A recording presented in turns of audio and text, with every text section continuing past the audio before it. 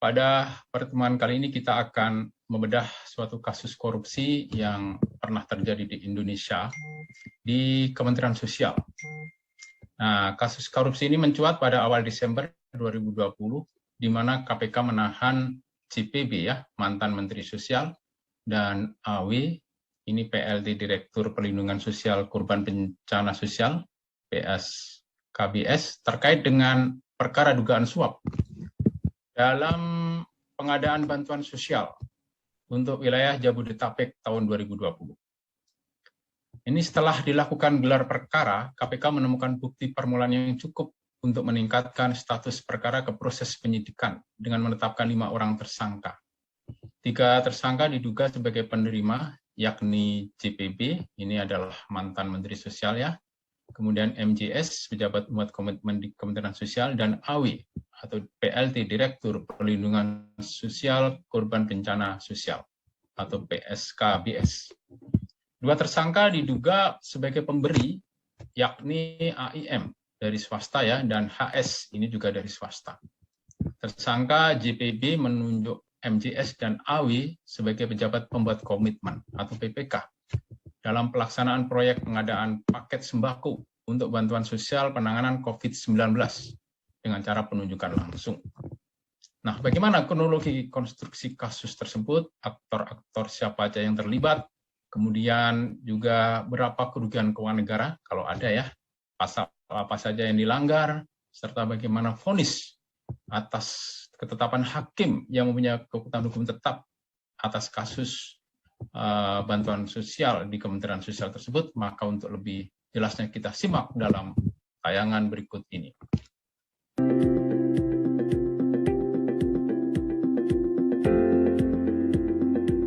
Tanggal 6 Desember 2020, KPK menangkap Juliari Peter Batubara, Menteri Sosial Indonesia, karena diduga melakukan tindak pidana korupsi bantuan sosial COVID-19 Jabodetabek. Kasus dugaan korupsi ini terbongkar lewat operasi tangkap tangan atau OTT terhadap 6 orang, yaitu Matius, PPK Kemensos, Ardian, Heri, dan Sanjaya yang merupakan pihak swasta, serta Sekretaris Kemensos yaitu Selvi N. Dalam penangkapan tersebut, KPK mengamankan uang sebesar 14,5 miliar rupiah yang terdiri dari pecahan rupiah, dolar Amerika, dan dolar Singapura yang disimpan dalam 7 koper, 3 tas ransel, dan amplop kecil yang disiapkan oleh Ardian dan Heri. KPK menjelaskan bahwa korupsi terjadi pada program bansos berbentuk paket sembako sebesar 5,9 triliun rupiah yang di dalamnya terdapat kontrak sebanyak 272 yang dilaksanakan sebanyak 2 periode. Bansos ini merupakan program pemerintah dalam menanggulangi COVID-19 dengan anggaran sebesar 6,49 triliun untuk program bansos sembako Jabodetabek yang berjumlah 22,8 juta paket sembako. Program bansos Jabodetabek ini telah terrealisasi sebesar 99,3%. Dimulai dari Juliari menunjuk Matius Joko Santoso dan Adi Wahyono sebagai pejabat pembuat komitmen dalam proyek bansos COVID-19 dengan cara penunjukan langsung. Di dalam penunjukan langsung tersebut, Juliari mengarahkan Adi Wahyono dan Matius untuk menarik komitmen fee sebesar 10.000 per paket dan uang fee operasional dari nilai sembako total sebesar 300.000 per paket. Juliari Batubara menerima suap sebesar 32,2 miliar rupiah terkait pengadaan barang jasa yang berasal dari: pertama, 1,28 miliar dari Harifan Sidabuke atas penunjukan Heri sebagai penyedia bansos tahun 2020 sebanyak 1.519.256 paket melalui PT Pertani Persero dan PT Mandala Hamunangan Sude. Pada awal April 2020, Harifan Sidabuke mengajukan penawaran untuk menjadi penyedia bansos COVID dengan menggunakan PT Mandala Hamunangan Sude, namun tidak memenuhi kualifikasi. Atas saran Direktur PT Bumi Pangandikdaya Ahmad Gamaludin alias Agam, Heri menemui Lalan Sukmaya, Direktur PT Pertani yang merupakan salah satu penyedia barang pengadaan bansos. Lalan menyetujui Heri sebagai penyuplai barang non-beras untuk paket bansos dengan kesepakatan biaya untuk operasional menjadi tanggung jawab terdakwa. Uang suap diberikan Harifan Sidabuke kepada Matius Joko Santoso, kemudian Matius Joko Santoso mencatat dan melaporkan kepada Adi Wahyono yang selanjutnya dilaporkan ke Juliari Peter Batubara. Kedua, Juliari Peter Batubara menerima uang 1,9 miliar rupiah dari Ardian Iskandar atas penunjukan PT 3 Pilar Agro Utama sebagai penyedia bansos sebanyak 250 ribuan paket. Dalam kasus suap ini juga melibatkan Nuzulia, Helmi Rifai, Isro Budi Nauli, Batubara yang merupakan pihak broker swasta yang membantu PT Tiga Pilar mendapat kuota bansos dan juga membantu Ardian mengerjakan paket bansos. Nuzulia menyampaikan kepada Ardian ada fee sebesar 30.000 per paket untuk bansos tahap 9. Dengan pembagian tugas, Nuzulia melakukan koordinasi dengan Kemensos termasuk pembayaran tagihan. Sedangkan pelaksanaan bansos adalah tugas Ardian. Uang diberikan kepada Juliari melalui Matius Joko Santoso. Ketiga, Juliari Peter Batubara juga menerima uang sebesar 29,2 miliar rupiah dari perusahaan penyedia bansos. Beberapa di antaranya adalah PT Bumi Pangan Dikdaya 450 juta, PT Topindo Sejati 1 miliar, PT Dharma Lantara 475 juta, PT Karunia Berkah 550 juta, PT Wiracipta 1 miliar rupiah, PT Raksasa Bini 900 juta, dan belasan vendor lainnya. Uang yang berasal dari vendor-vendor tersebut diberikan kepada Juliari melalui Matius Joko Santoso dan Adi Wahyuno. Selain itu, Matius Joko Santoso diduga memiliki benturan kepentingan dalam pengadaan bansos COVID-19 karena diduga erat hubungannya dengan PT RPI Raja Wali Parama Indonesia yang merupakan salah satu vendor yang terpilih sebagai penyedia bansos. Padahal baru berdiri Agustus 2020. PT RPI ini diduga didirikan untuk menampung proyek bansos COVID-19.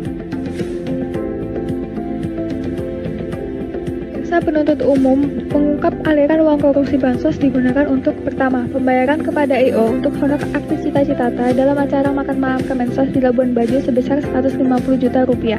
Kedua, kunjungan Juliari Batubara beserta rombongan menggunakan jet pribadi menghabiskan total 540 juta rupiah. Ketiga, pembelian handphone untuk pejabat Kemensos sebesar 140 juta rupiah. Keempat, pembayaran sapi kurban sebesar 100 juta rupiah. Kelima, pembayaran biaya swab test di Kemensos sebesar 100 juta rupiah. Keenam, pembayaran makan dan minum pimpinan sebesar 130 juta rupiah. Ketujuh, pembelian 2 unit sepeda merek Brompton seharga 120 juta rupiah untuk Sekjen Kemensos Hartono Laras dan Dirjen Linjamsos Kemensos PP Nazarudin. Ke-8, kegiatan operasional PSKBS sebesar 180 juta rupiah. Atas perbuatannya tersebut, Juliari Batubara, Matius Joko Santoso, dan Adi Wahyuno didakwa berdasarkan pasal 12 huruf B atau pasal 11 JO pasal 18 UU Pemberantasan Tindak Korupsi nomor 39 tahun 99 sebagaimana telah diubah dengan UU RI nomor 20 tahun 2001, JO pasal 55 ayat 1 ke 1 KUHP, JO pasal 64 ayat 1 KUHP yang berbunyi dipidana penjara seumur hidup atau paling singkat 4 tahun dan paling lama 20 tahun dan pidana denda paling sedikit 200 juta rupiah dan paling banyak 1 miliar rupiah bagi pegawai negeri atau penyelenggara yang menerima hadiah, padahal diketahui atau patut diduga bahwa hadiah tersebut diberikan sebagai akibat atau disebabkan karena telah melakukan atau tidak melakukan sesuatu yang di dalam jabatannya yang bertentangan dengan kewajiban. Matius Joko Santoso juga didakwa berdasarkan pasal 12 huruf Q UU Pemberantasan Tindak Korupsi nomor 39 tahun 99 sebagaimana telah diubah dengan UU RI nomor 20 tahun 2001 JO pasal 64 ayat 1 KUHP yang berbunyi dipidana penjara seumur hidup atau paling singkat 4 tahun dan paling lama 20 tahun dan pidana denda paling sedikit 200 juta rupiah dan paling banyak 1 miliar rupiah bagi pegawai negeri atau penyelenggara negara baik langsung maupun tidak langsung dengan sengaja turut serta dalam pemborongan, pengadaan, atau pengawasan yang pada saat dilakukan perbuatan untuk seluruh atau sebagian ditugaskan untuk mengurus atau mengawasinya. Arifan Sidabuke dan Ardian Iskandar didakwa berdasarkan pasal 5 ayat 1 huruf B UU RI nomor 31 tahun 99 sebagaimana diubah dalam UU nomor 20 tahun 2001 tentang pemberantasan tindak pidana korupsi JO pasal 64 ayat 1 KUH pidana yang berbunyi dipidana penjara paling singkat 1 tahun atau paling lama 5 tahun dan atau pidana denda paling sedikit 50 juta rupiah dan paling banyak 250 juta rupiah setiap orang yang memberi sesuatu kepada pegawai negeri atau penyelenggara negara karena atau berhubungan dengan sesuatu yang bertentangan dengan dilakukan atau tidak dilakukan dalam jabatannya. Berdasarkan putusan pengadilan, Arifan Sidabuke dan Ardian Iskandar divonis hukuman 4 tahun penjara dan denda 100 juta subsidiar 4 bulan kurungan. Kerugian akibat kasus korupsi bansos Jabodetabek diantaranya, pertama, ICW menduga potensi kerugian negara akibat korupsi bansos Jabodetabek ini sebesar 2,7 triliun rupiah. Kedua, terdapat markup dan pengurangan komponen bansos, harga pasar paket bansos yang disalurkan hanya berkisar Rp150.000 hingga Rp180.000. Ketiga, rakyat mendapat bahan sembako dengan kualitas yang buruk.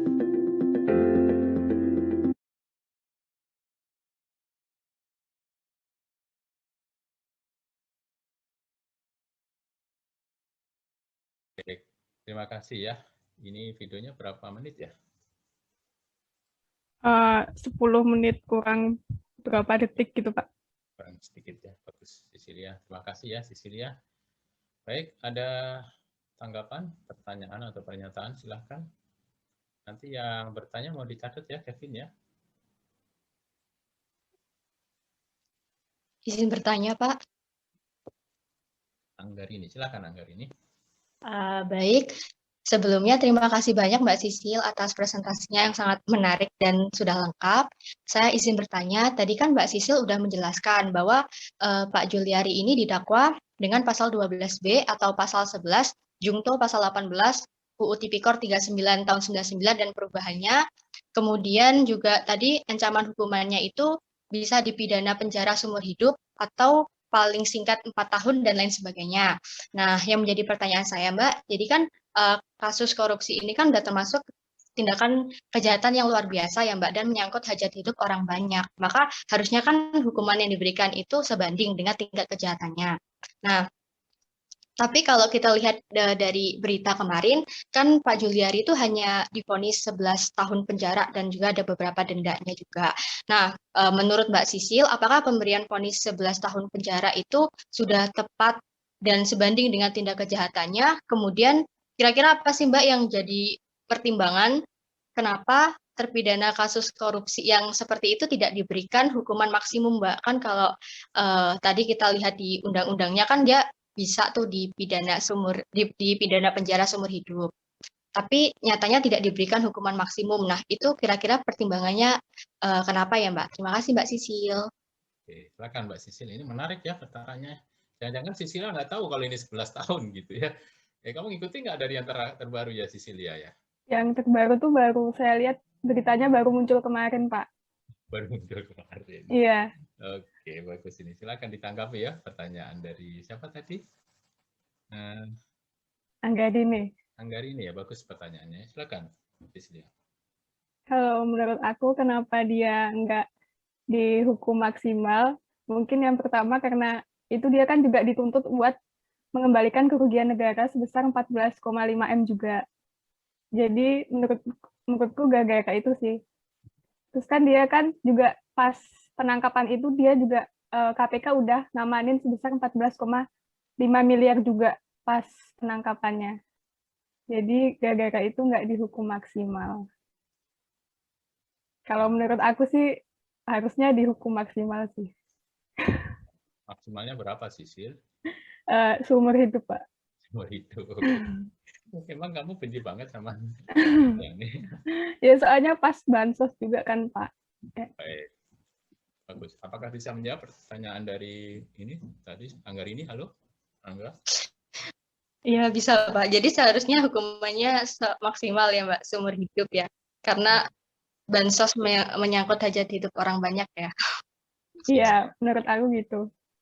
Harusnya gitu ya. Terima kasih, Mbak Sisil. Tapi kan menurut penegak hukum beda lagi ya. 11 tahun itu. 11 tahun itu baru tuntutan kalau nggak salah Anggarini ya. Kan baru tuntutan kan? Apa sudah diputus hakim? Baru tuntutan, Pak. Baru tuntutan, Pak. Baru divonis 11 tahun, iya. Jadi itu tuntutan jaksa. Nanti ada sidang lagi. Namanya sidang putusan. Nah, kemarin kan tuntutan ya. Pertimbangannya banyak kemarin ya. Jaksa kenapa kok tuntutannya 11 tahun ya? Dia kooperatif dan sebagainya ya. Mengembalikan uangnya udah dikembalikan dan seterusnya. Ya itu mungkin jadi pertimbangan ya. Jaksa. Kenapa 11? Karena yang memberi aja 4 tahun. Menerima pasti lebih banyak. Yang memberi Yuliani kan 4 tahun. Iya kan? Udah divonis lagi ya. Bukan dituntut, itu udah vonis. Berarti tuntutan jaksa itu pasti lebih tinggi dari 4 tahun ya. Mungkin di KPK dituntut 3 kali ya. Biasanya 3 kali dari hukuman dari ini ya. Tapi karena ada pertimbangan-pertimbangan lain sehingga jadi 11 ya. Biasanya kalau 4 kali 3 itu 12 biasanya. Kalau kalian amati ya di setiap yang menyuap sama yang disuap itu yang disuap biasanya 3 kali lipat hukumannya ya. Yang menyuap ya karena udah duluan dia divonis duluan ya. Nah, tinggal yang disuap tahu sudah yang menyuap hukumannya 4 tahun, dia pasti kemungkinan besar akan dihukum 3 kali lipat ya. Tapi ini baru prediksi ya, ternyata tuntutan jaksa 11 tahun, artinya lebih ringan ya dibandingkan dengan 3 kali lipat tadi. Nah, kalian merasa ini ya, terutama tadi Anggar ini ya, terlalu ringan ya. Kok 11 tahun, padahal itu kan masalah bansos, ini kan masalah sosial, masalah luar biasa ya, harusnya bisa dihukum mati malah ya menurut pasal 2 ya. Nah, kan kalau perlu dihukum seumur hidup ya tadi ya, 11 itu terlalu ringan. Tapi itu pertimbangan jaksa yang nggak tahu di sidang ya. Pertama sidang, yang kedua proses penyidikan, bagaimana dia selama di penyidikan di KPK ya, apakah dia kooperatif atau tidak, jadi pertimbangan juga. Dulu ada satu hakim ya, namanya Hakim Konstitusi Akil Muhtar. Akil Muhtar itu kan Ketua Mahkamah Konstitusi ya. Ditangkap KPK, dia nggak ngaku. Diperiksa berbelit-belit, tidak kooperatif. Oleh jaksa diminta tuntutan seumur hidup ya. Saking susahnya ya. Udah itu dia nerimanya banyak, penegak hukum gitu ya. Nah, dituntut seumur hidup. Oleh hakim dikabulkan nggak?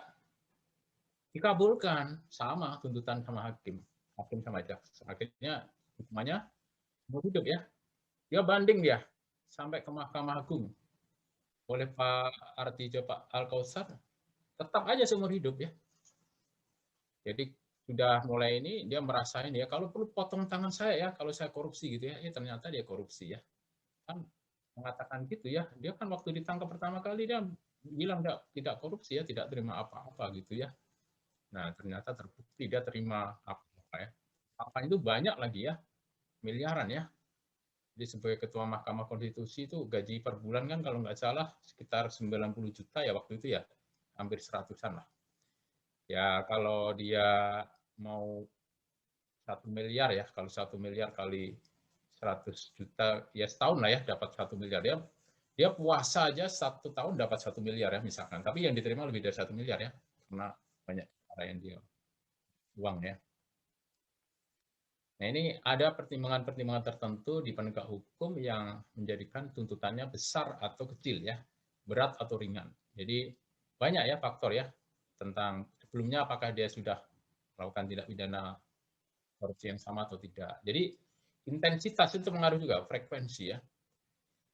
Jadi Akil Muhtar itu ternyata sebelum-sebelumnya dia terima uang juga. Sudah terbiasa terima uang suap. Karena udah terbiasa itu dia merasa itu bukan sesuatu pelanggaran lagi ya. Nah KPK gergeten ya. Wah ini ternyata historinya dari catatan-catatan itu berkali-kali dia terima uang ya. Dan itu tidak dilaporkan juga ya. Dan itu caranya jadi nggak adil ya. Kan dia jual beli perkara namanya hakim ya. Yang bayar itu yang dimenangkan. Nah itu kan nggak adil, nggak fair ya. Akhirnya yang nggak bayar kalah. Padahal itu benar yang nggak bayar itu ya. Nah ini makanya dihukum seberat-beratnya ya. Karena waktu itu tidak ada kaitan dengan bencana alam dan tidak memenuhi unsur pasal 2 huruf B ya, ayat B ya, kalau nggak salah pasal 2 huruf B itu ya nggak masuk dalam kategori hukuman mati ya. Memang nggak ada yang dihukum mati ya selama ini ya, koruptor ya. Paling tinggi hukuman seumur hidup ya. Itu di Akil Muhtar sama di Kementerian Pertahanan ya. Yang korupsi alutsista. Orang alutsista itu harusnya untuk pertahanan kok di korupsi ya. Alutsista kita jadi lemah dong. Nggak bisa nembaknya nggak jadi jauh gitu ya. Nah, alat tempurnya jadi lemah. Kan berbahaya pertahanan kita kalau dikorupsi ya. Akhirnya jatuh hukuman berat, itu hukuman seumur hidup ya. Si jenderal itu ya, yang di Kementerian Pertahanan ya. Baik, terima kasih ya. Mudah-mudahan menjawab ya dari pertanyaan Anggarini ya. Begitu ya, Anggarini ya. Baik, silakan ada lagi yang lain. Izin nanya, Pak. Silakan Bima. Kalau dari pihak swasta sendiri, menurut Sisil, kira-kira apa yang jadi kedok mereka untuk apa ya? Mereka itu kan berlomba-lomba untuk menjadi supplier di proyek itu. Nah, kira-kira apa kedok pihak swasta itu sehingga muncul kasus suap? Gitu. Terima kasih. Oke, menarik ya pertanyaan Bima ya. Silakan ditanggapi Cecilia. Jadi pertanyaan Bima, kenapa dia berlomba-lomba buat jadi penyedia gitu ya, Bim? Iya, Sisil. Nah, jadi menurut aku yang pertama pasti karena nyari untung ya. Kan dia perusahaan pasti tujuannya buat mencari keuntungan. Terus kedua, pemerintah tuh biasanya kalau bikin proyek kan pasti skalanya besar. Jadi pasti kalau dia jadi penyedia, jadi dia memproduksinya juga besar gitu. Semakin banyak yang produksi, berarti harga yang buat dia bikin buat produksi satu produk itu kan jadi lebih rendah karena produksinya dalam skala yang besar. Jadi keuntungannya juga lebih besar. Yang ketiga, karena pemerintah itu resikonya rendah. Nggak mungkin pemerintah gagal bayar gitu kan. Jadi gara-gara itu, dia jadi pengen jadi penyedia gitu. Apakah menjawab? Oke, terima kasih. Mungkin Pak Subagio bisa menambahkan atau mengoreksi. Oke, saya sedikit menambahkan tadi. Gimana pertanyaannya Bima, mau diulang? Untuk Itu Pak, penyebab pihak swasta itu berlomba-lomba menjadi penyedia di proyek yang tadi Pak. Ya, proyek pemerintah. Ya, tadi saya sudah disampaikan Sisil ya, pasti dibayar ya. Kalau pemerintah nggak mungkin menjelang janji ya. Namanya tagihan pasti dibayar. Itu ditaruh di undang-undang ya. Undang-undang nomor berapa? 5. Kamu apa enggak undang-undangnya? Nomor 17 tahun 2003 ya, tentang keuangan negara. Di situ dia harus membayar tagihan pada pihak ketiga. Hak, namanya keuangan negara ya, hak kewajiban pemerintah dapat dinilai dengan uang. Haknya apa? Memungut pajak. Haknya apa? Membuat perjanjian hutang ya. Nah, kewajibannya apa? Itu membayar tagihan tadi itu. Kewajiban itu di undang-undang ya. Membayar tagihan sama kewajiban satu lagi adalah kalau dia membayar hutang ya. Membayar tagihan dari pihak ketiga itu adalah kewajiban dan menyelenggarakan pemerintahan pelayanan ya. Nah, kenapa dia kok senang dengan pemerintah? Ya pertama tadi Sisilia bilang ininya aman ya gitu ya Sisilia ya. Uangnya ya pasti dibayar ya. Nah, yang kedua tadi apa Sisilia? Kan ada Buat keuntungan sama skalanya besar, Pak. Oke, keuntungan dan skalanya besar ya. Ini relatif ya. Tapi bolehlah karena sebagian besar dari proyek-proyek pemerintah itu pasti punya keuntungan dia penyedia barang dan jasanya. Nggak mungkin dia nggak untung kok mau dia menyediakan barang dan jasa ya. Termasuk kasusnya bansos ini. Bansos ini per paket berapa Sisilia? Satu paket untuk 300.000, Pak. 300.000. Dikorupsi berapa? Dikasih ke Yuliani berapa? 10.000 kan? Iya, Pak. Berapa paket itu? Jutaan itu. Jutaan. Nah, jatuhnya kan miliaran juga. Jadi kalau menterinya sudah 10.000 minta, nanti ke dinas minta juga. Itu sudah dipotong menteri loh 10.000, aku juga minta dong 5.000 aja per paket. Udah kali berapa lagi, dinas-dinas dapat lagi ya.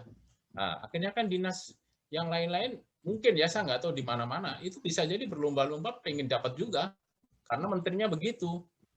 Karena sudah dari tone of the top, dari pusat kekuasaannya udah minta bagian, yang ke bawah juga minta bagian. Nanti ke bawah tinggal berapa? Yang 200.000 nanti tinggal 150.000 ya. Tinggal separuhnya bisa jadi ya. Kalau masih untung itu ya. Jadi paket 150 berupa apa ya? Mungkin beras, Indomie, telur gitu ya, minyak, sarden gitu ya. Saya sendiri tahu ininya ya. Ini berapa sih paketnya? Oh, segini nilainya ya. Tapi ke masyarakat kok cuma segini gitu ya. Ya saya skeptis aja. Oh, ini berarti ada yang nyunat ini, ada yang ini. Jadi ke bawahnya jadi ini ya. Jadi untungnya besar ya Bima. Punya keuntungan ya minimal gitu ya. Yang kedua aman, uangnya pasti dibayar, dia pasti punya keuntungan ya.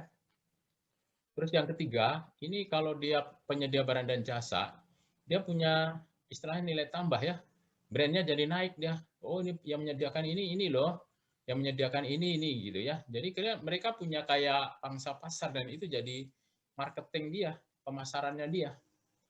Nah kalau sudah ininya terkenal ya, nah nanti orang-orang jadi pengen juga ya untuk meminta dia menyediakan barang dan jasa dari supplier tersebut ya, atau penyedia barang dan jasa tersebut. Jadi minimal 3 manfaat itu ya. Tadi kamu tambahan lagi satu apa lagi Sisilia selain keuntungan? Yang skalanya besar, Pak. Skalanya ya. Ya. Oke, kalau itu relatif juga ya. Kalau pas ininya besar sih, skalanya besar juga ya. Kalau bansos kan skalanya nasional tuh. Kalian lihat nggak COVID itu? Di mana-mana sekarang ini ya, kalau mau PCR berapa gitu ya. Klinik-klinik kan pada berlomba-lomba itu pengen menawarkan ya. Saya mau di kantor ini ya menyediakan untuk vaksin, misalkan ya, saya nggak tahu apakah nanti vaksin itu jadi komoditas ya. Kan itu beli ya. Nah, mereka jadi ingin ya supaya dapat penyedia barang dan jasa, termasuk tes-tes itu ya. Jadi kalau kalian di Ceger ya, kalian tinggal di mana ya? Saya nggak tahu di Ceger Raya itu kan di dekat kampus itu klinik-klinik pada menawarkan ya tes PCR, tes rapid dan seterusnya. Harganya perang harga ya, ada yang 190, ada 200.000 gitu ya. Nah katanya ada yang 160 ya, katanya agak jauh ya.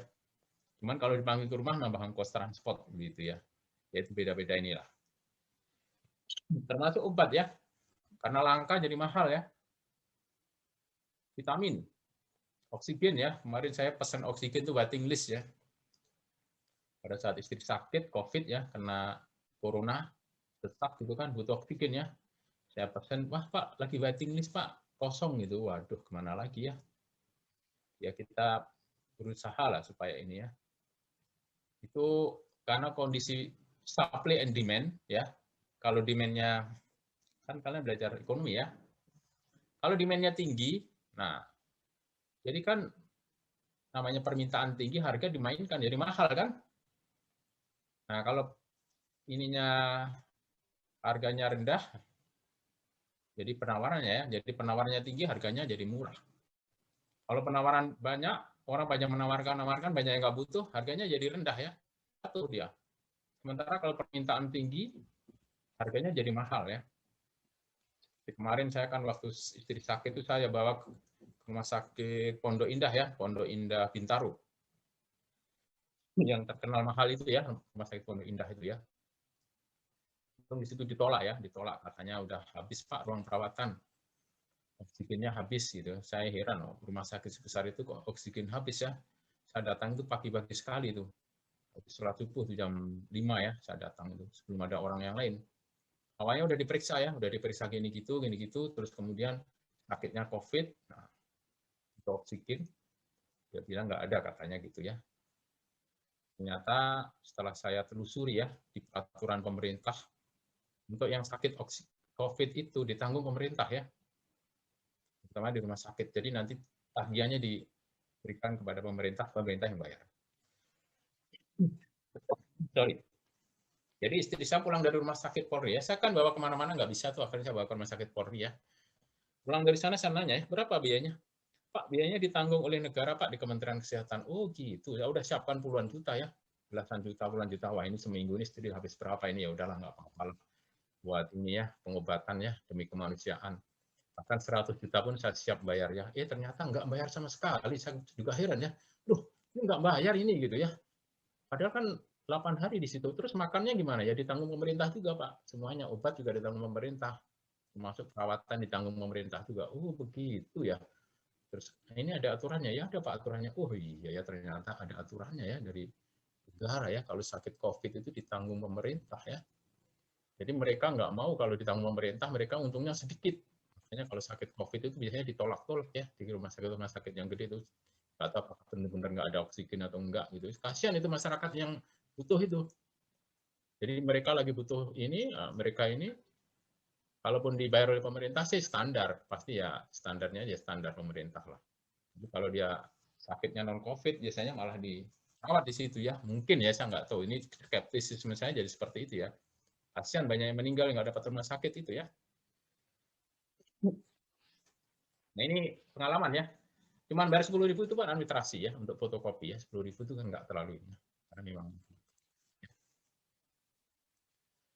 begitu ya, Bima ya. Mudah-mudahan menjawab ya pertanyaannya ya. Bagus tadi. Ya, terima kasih Pak. Ya, silakan ada lagi. Ini kasus menarik ya.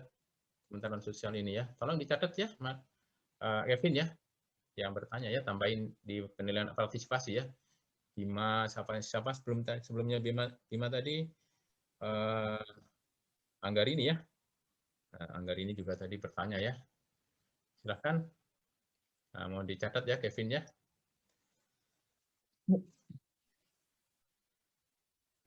Aisyah, silakan Aisyah. Ya, izin bertanya, Sisil. Kan ini kasus korupsi di Kemensos ini udah beberapa kali terjadi, nggak cuma ini doang. Kira-kira menurut Sisil, apa yang bisa kita lakukan untuk mencegah hal yang ini tuh terulang lagi? Ya, makasih. Oh, betul ini ya. Pertanyaan Aisyah bagus ini. Dulu ada Menteri Sosial namanya siapa yang dari itu, yang pengadaan mesin jahit itu, Bahtiar Hamzah ya.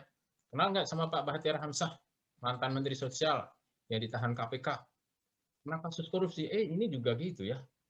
Yuliani Batubara kena juga ya kasus korupsi ya. Gimana ini bagus ini?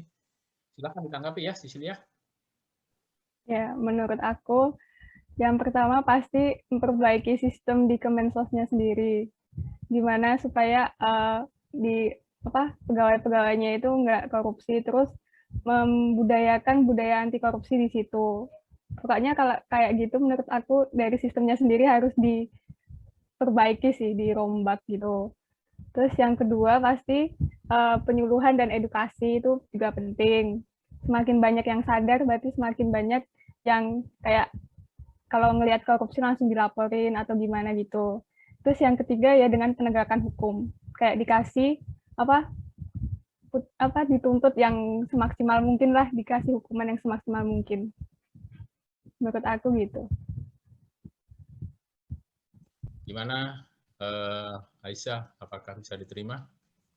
Bisa, Pak. Ya, makasih, Sisil. Saya simpulkan tadi bagus ya penjelasan Sisilia ya. Sistemnya diperbaiki ya, tata kelolanya. Bagaimana dia good governance-nya, apakah di dalam pertanggungjawabannya bisa dipertanggungjawabkan. Nah, ada willingness. Kalau tone of the top-nya aja korupsi, gimana di bawahnya ya? Kalau sudah komitmen harusnya konsisten ya, jangan komit saja, saya nggak mau korupsi tapi nggak konsisten. Nggak mau korupsi hanya tanda tangan fakta integritas, tapi pelaksanaannya dia korupsi ya. Dulu ada salah satu putri Indonesia ya, namanya Angelina Sondak ya. Dulu katakan jangan pada korupsi, gitu kan?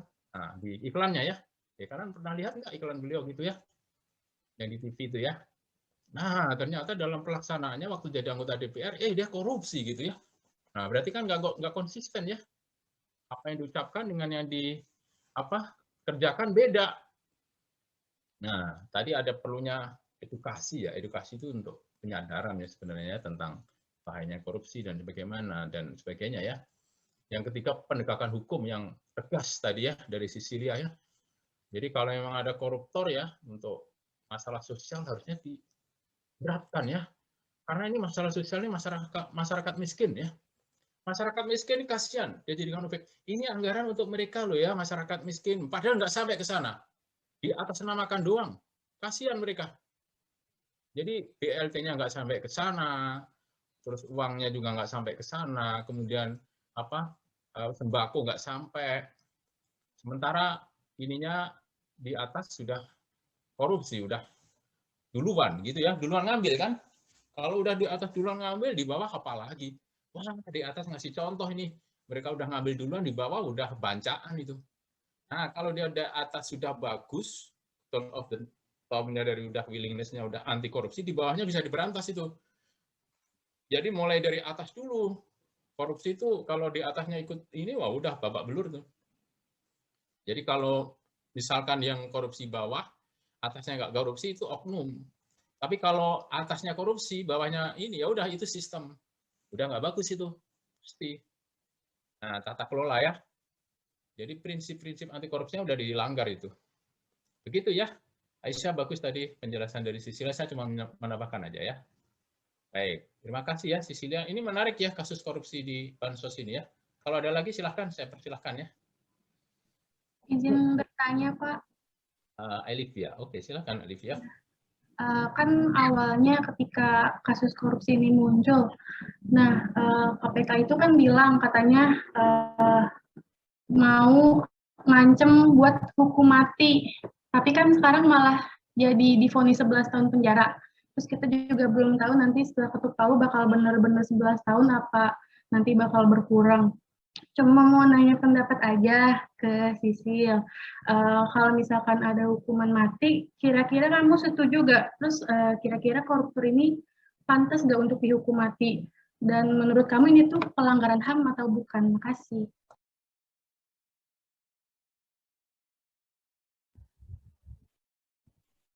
Saya jawab langsung ya. Silakan, Cecilia. Oke.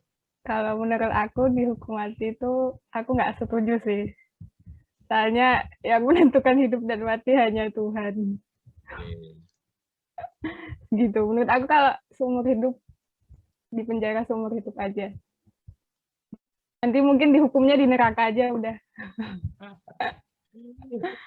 Ya, itu ada aturannya loh itu. Sisilia di Undang-Undang Nomor 31 tahun 1999, junto Undang-Undang Nomor 20 tahun 2001 ya. Coba kamu baca di penjelasannya itu Sisilia sedikit. Kamu buka dulu di pasal 2.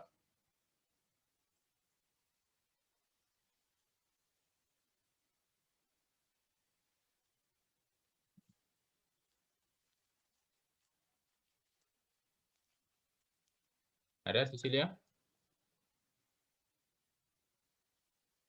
Yang pasal 2 ya, Pak? Ya, di penjelasan. Dalam hal bla bla bla dihukum mati kenapa itu? Nah.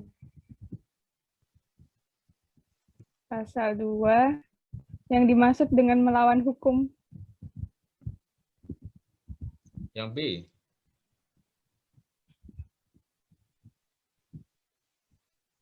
Ayat 2 atau B itu? Ayat 2. Yang dimaksud dengan keadaan tertentu dalam ketentuan ini dimaksudkan sebagai pemberatan bagi pelaku tindak pidana korupsi apabila tindak pidana tersebut dilakukan pada waktu negara dalam keadaan bahaya sesuai dengan UU yang berlaku, pada waktu terjadi bencana alam nasional sebagai pengulangan tindak pidana korupsi, atau pada waktu negara dalam krisis ekonomi dan moneter. Nah, masuk nggak kategori itu? Masuk, Pak. Nah, harusnya kan bisa dihukum mati kan? Bisa dituntut maksudnya begitu ya. Tapi kan nggak dilakukan oleh penegak hukum ya, mungkin ada pertimbangan-pertimbangan itu ya. Nah, jadi gitu ya, mungkin Sisilia ini lembut hatinya ya, nggak tegaan ya, masa dihukum mati, kasihan lah ya. Kan dia nggak membunuh orang, nggak menghilangkan nyawa orang, tapi kan akibatnya dampaknya sosialnya kan seluruh Indonesia itu. Dampaknya sangat luas ya. Mungkin karena kalau yang di korupsi itu hanya, mohon maaf ya, sembako, ya dia masih bisa bertahan lah, puasa-puasa dikit gitu. Misalkan gitu ya, sembakonya harusnya harganya 300 dijadikan 290 kan nggak terasa, masih banyak lah, masih bisa diterima ya. Andaikan itu ininya masih bisa hidup lah ya, mungkin gitu ya Sisilia ya. Sehingga nggak layak lah, nggak wajar kalau dihukum mati ya. Beda dengan begini ya, kalau saat di tsunami ya, dulu kan ada tsunami Aceh ya, tahun 2013 itu. Di sana ada tsunami, kemudian di korupsi yang harusnya masuk ke yang pengungsi ya, pengungsi kena dampak tsunami itu nggak disampaikan, sehingga meninggal ya. Bisa jadi nanti di sana hukuman mati, bisa jadi. Karena ini hanya sembako, kalau nggak diambil sedikit masih bisa bertahan gitu ya, nggak sampai meninggal ya, mungkin nggak sampai dihukum mati. Begitu ya, Sisilia ya. Tapi masuk kategori itu juga. Kemarin sebelumnya KPK kan ini bisa dihukum mati loh, ini bisa dihukum mati, tapi ternyata tuntutannya nggak sampai ke sana ya. Bisa jadi pertimbangannya gitu ya, Sisilia dan Alifia ya tadi ya, Fauziah ya? Iya, Pak. Oke, terima kasih ya Alifia. Pertanyaannya bagus ya. Ada lagi yang lain? Silahkan kalau ada.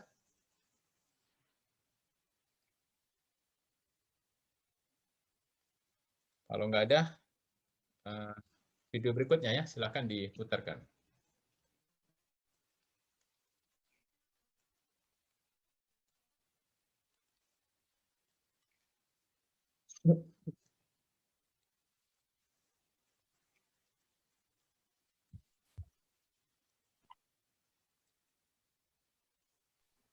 Ilyas. Minta tolong, Yas.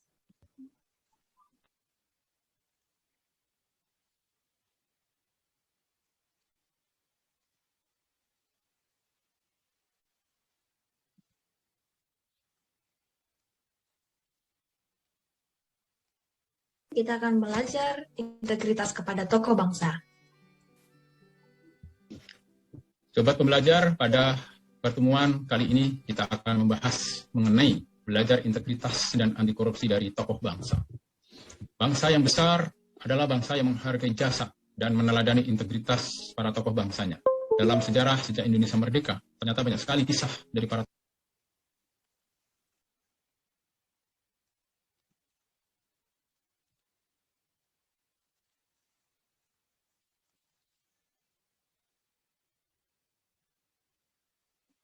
Kita akan belajar integritas kepada tokoh bangsa. Sobat pembelajar, pada pertemuan kali ini kita akan membahas mengenai belajar integritas dan anti korupsi dari tokoh bangsa. Bangsa yang besar adalah bangsa yang menghargai jasa dan meneladani integritas para tokoh bangsanya. Dalam sejarah sejak Indonesia merdeka, ternyata banyak sekali kisah dari para tokoh bangsa yang patut dijadikan teladan sebagai generasi penerus bangsa kita, sehingga kita bisa mengikuti jejak-jejak keteladanan mereka. Nah, ada sebuah ungkapan ya di dalam suatu ungkapan yang sering kita dengar ya, bahwa gajah mati meninggalkan gading, harimau mati meninggalkan belang, dan manusia mati meninggalkan nama. Pada video kali ini kita akan menyaksikan beberapa kisah teladan dari para tokoh nasional yang telah mengukir namanya dalam sejarah kehidupan mereka. Beberapa kisah singkat mereka semoga dapat menginspirasi kita semuanya. Nah, bagaimana kisah teladan dari para tokoh nasional tersebut, tokoh bangsa tersebut, maka kita simak dalam tayangan berikut ini. Yang pertama, Haji Agus Salim. Orang tua yang sangat pandai ini mampu menguasai 9 bahasa dan menyelesaikan pendidikan pada usia 19 tahun. Kisah hidupnya, yang pertama, berdamai dengan kemelaratan. Agus Salim adalah seorang yang bersahaja. Kesahajaan ini dikatakan sebagai kemelaratan. Terbukti ketika Agus Salim menghadiri pertemuan diplomat dari banyak negara, orang-orang tampak sangat necis sedangkan beliau memakai jas yang penuh jahitan. Muhammad Roem dalam tulisannya mengatakan Agus Salim merupakan bukti nyata dari prinsip Leiden is Lichten. Yang kedua, tak mendambakan istana. Kebanyakan orang berpikir bahwa seorang pesohor memiliki rumah mewah, tapi tidak dengan beliau. Beliau tidak memiliki rumah tetap. Beliau hidup berpindah-pindah dari kontrakan yang satu dengan kontrakan yang satu. Namun, akhirnya beliau punya rumah sederhana di tanah tinggi. Nilai integritas, sederhana, dan kerja keras. Kedua, Baharudin Lopa atau biasa dipanggil Barlo, dan dikenal sebagai penegak hukum sesuai dengan pendidikannya. Beliau dikenal dengan ketegasan dan keberanian melawan kejahatan orang putih. Dengan prinsip menakar dengan pikir dan hati, menolak apapun yang tak masuk akal dalam takarannya. Kisah hidup 1. Tak mendambakan istana. Pernah beliau mengetahui bahwa seorang jaksa telah mengisikan bensin mobilnya, dan ia kembali ke tempat jaksa tersebut dan menyuruh jaksa tersebut menyedot kembali bensin tersebut. Kedua, fasilitas bukan milik pribadi. Segala sesuatu harus sesuai peruntukannya. Fasilitas yang diberikan oleh negara hanya boleh digunakan untuk keperluan dinas saja. Seperti mobil dinas. Pernah sekali beliau pergi ke acara pernikahan kerabatnya, ketika semua orang menunggu Lopa dan keluarga datang dengan mobil dinas, ternyata Lopa datang dengan angkutan kota. 3. Bukan tega kepada sahabat. Beliau dikenal sebagai sosok yang tak kenal kompromi kepada siapapun. Contohnya, ketika teman beliau terlibat kasus pengadaan fiktif Al-Quran, beliau tetap mengusut kasus tersebut sampai tuntas. Keempat, hadiah harusnya untuk orang susah. Beliau adalah sosok yang sangat alergi terhadap hadiah, baik yang diberikan dari pejabat bawahan, pejabat instansi lain atau pengusaha, ia selalu menolak dengan halus. Nilai integritas jujur, berani, disiplin, adil, dan bertanggung jawab. Ketiga, Sri Sultan Hamengkubuwono IX. Sejak kecil beliau mendapat pendidikan bercorak Belanda hingga melanjutkan pendidikannya di Belanda. Namun beliau selalu menegaskan bahwa dirinya tetaplah seorang Jawa dan beliau memiliki karir yang banyak di pemerintahan Indonesia. Kisah hidup. 1. Surat tilang untuk Sultan. Pernah suatu kali beliau melanggar lalu lintas kemudian dihentikan oleh polisi yang saat itu bertugas. Dan ketika polisi itu ragu-ragu karena mengenal beliau, seketika beliau memerintahkan untuk membuat surat tilang dan polisi itu melakukan tilang terhadap beliau. Kedua, sopir Mbak Bakul. Beliau membantu seorang Mbok Bakul dengan mobil Jeep Willys.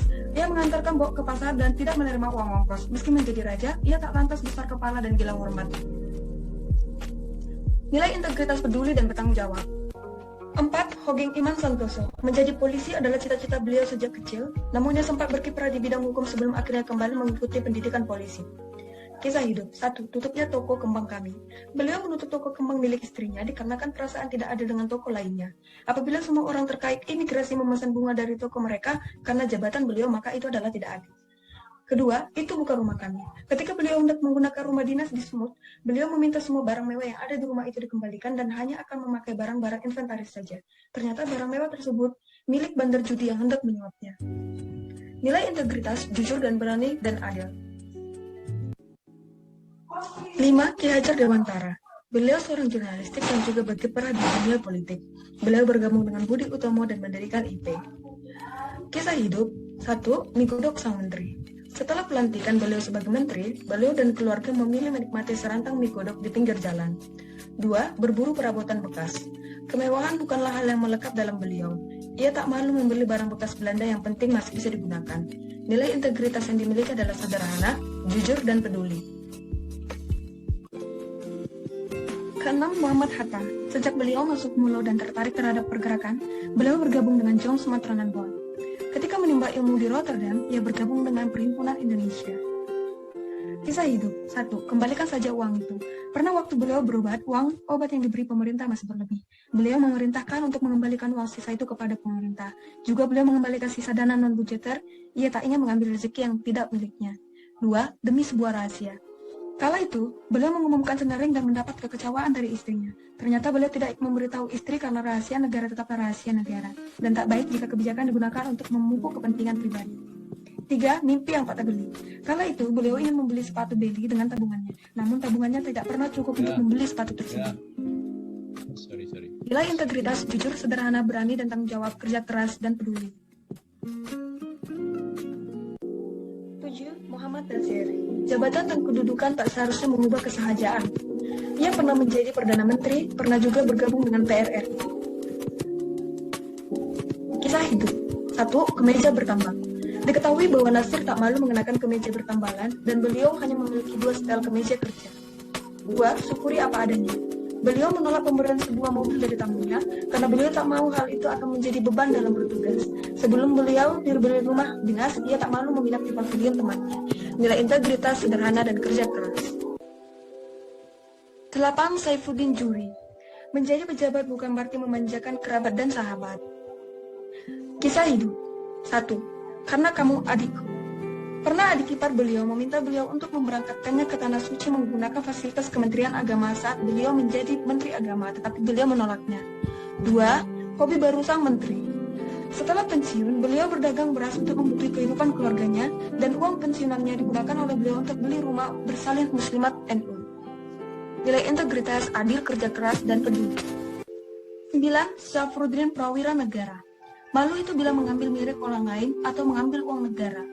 Beliau pernah menjabat sebagai Presiden PDRI dan menjalankan pemerintahan pada saat Insinyur Soekarno dan Muhammad Hatta ditangkap. Kisah hidup 1. Tertusuk gunting suami.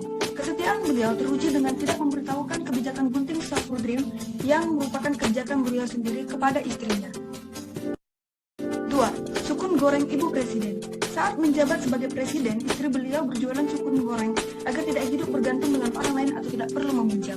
Nilai integritas, peduli, tanggung jawab, mandiri, dan sederhana. 10. R. Suprapto. Demi keadilan, perkara apapun wajib diputus dengan bijak. Pihak yang bersalah harus dihukum setimpal. Kisah hidup yang pertama, bola dan abang becak. Ketika anaknya tidak sengaja menendang bola ke arah tukang becak, beliau tetap menjatuhi hukuman kepada anaknya dan menyuruh Sus meminta maaf. Bagi beliau, tak ada imunitas dalam hukum siapapun orangnya. Kedua, gelang Pakistan. Ketika anak perempuan beliau diberikan gelang emas oleh orang yang tak dikenal, beliau memerintahkan untuk mengembalikan gelang tersebut. Ternyata gelang tersebut merupakan suap dari seorang yang sedang berkasus. 11. Insinyur Soekarno.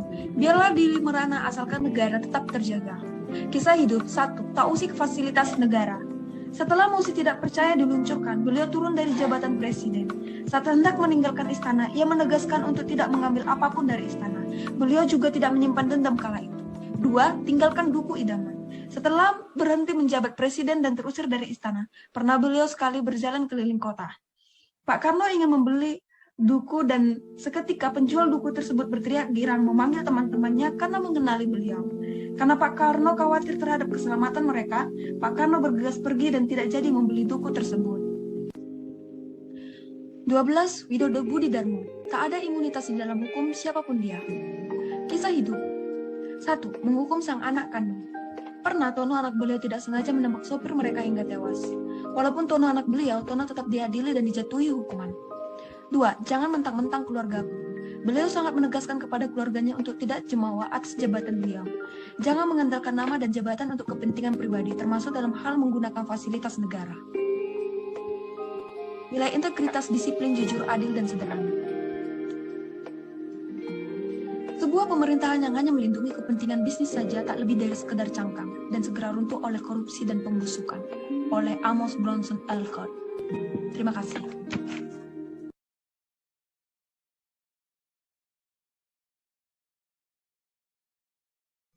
Terima kasih ya. Ini yang bikin siapa? Fesiani ya? Bukan ya? Siska ya? Iya, Pak. Tadi kamu ngutip dari mana itu yang terakhir tadi kata-kata? Saya kutip dari ini, Pak, dari dari Google, Pak. Dari Google, bagus ya dari itu. Baik. Berapa menit nih? Kayaknya panjang ya, 10 menit ya? Hampir, 9 menit sekian ya?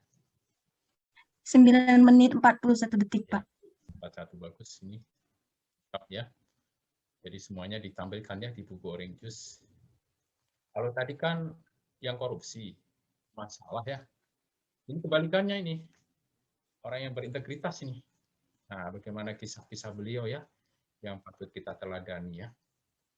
Silakan ada tanggapan, pertanyaan atau pernyataan dari kalian.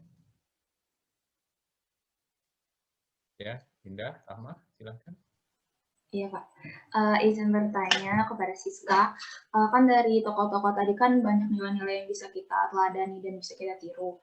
Nah, menurut Siska sendiri, gimana sih sekarang kan kita punya nilai-nilai tersebut kayak mau menjaga integritas, kita mau adil, terus nggak mau mengambil hak orang lain, tapi ke depannya itu gimana kita bisa menjaga idealisme tersebut dalam diri kita. Jadi agar nilai-nilai tersebut nggak bakal pudar gitu loh, walaupun kita nanti udah dewasa dan menghadapi suatu kehidupan yang baru. Kan kita nanti bakal ketemu rekan kerja, lingkungan, sehingga gimana agar nilai idealisme kita itu nggak pernah memudar. Terima kasih. Oke, biar nggak pudar ya. Nah, gimana nih? Bagus nih pertanyaannya ya. Silakan Siska ditanggapi ya.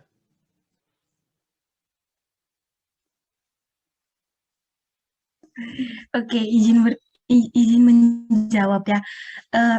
Menurut saya sendiri bagaimana supaya idealisme dari integritas itu sendiri tetap hidup dalam kita, ya kita melaksanakannya di dalam kehidupan kita sehari-hari dan menjadikan sebuah idealisme dari integritas itu sendiri menjadi bagian dari kehidupan kita dan menjadi jati diri kita sendiri.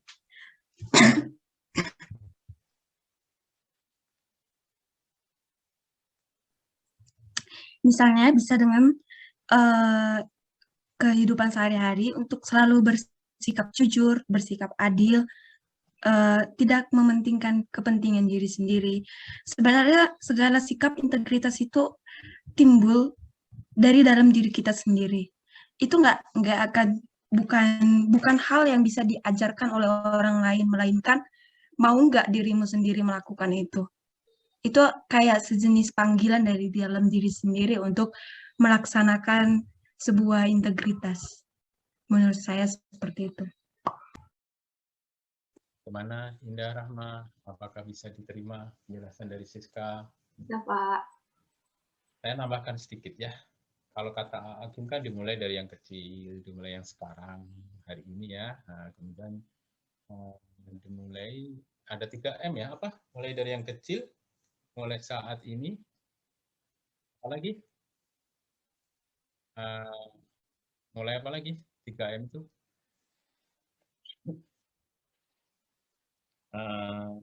Kapan lagi ya? Saat ini sudah ya. Mulai saat ini, mulai yang kecil, mulai apa ya istilahnya? Mulai dari diri sendiri.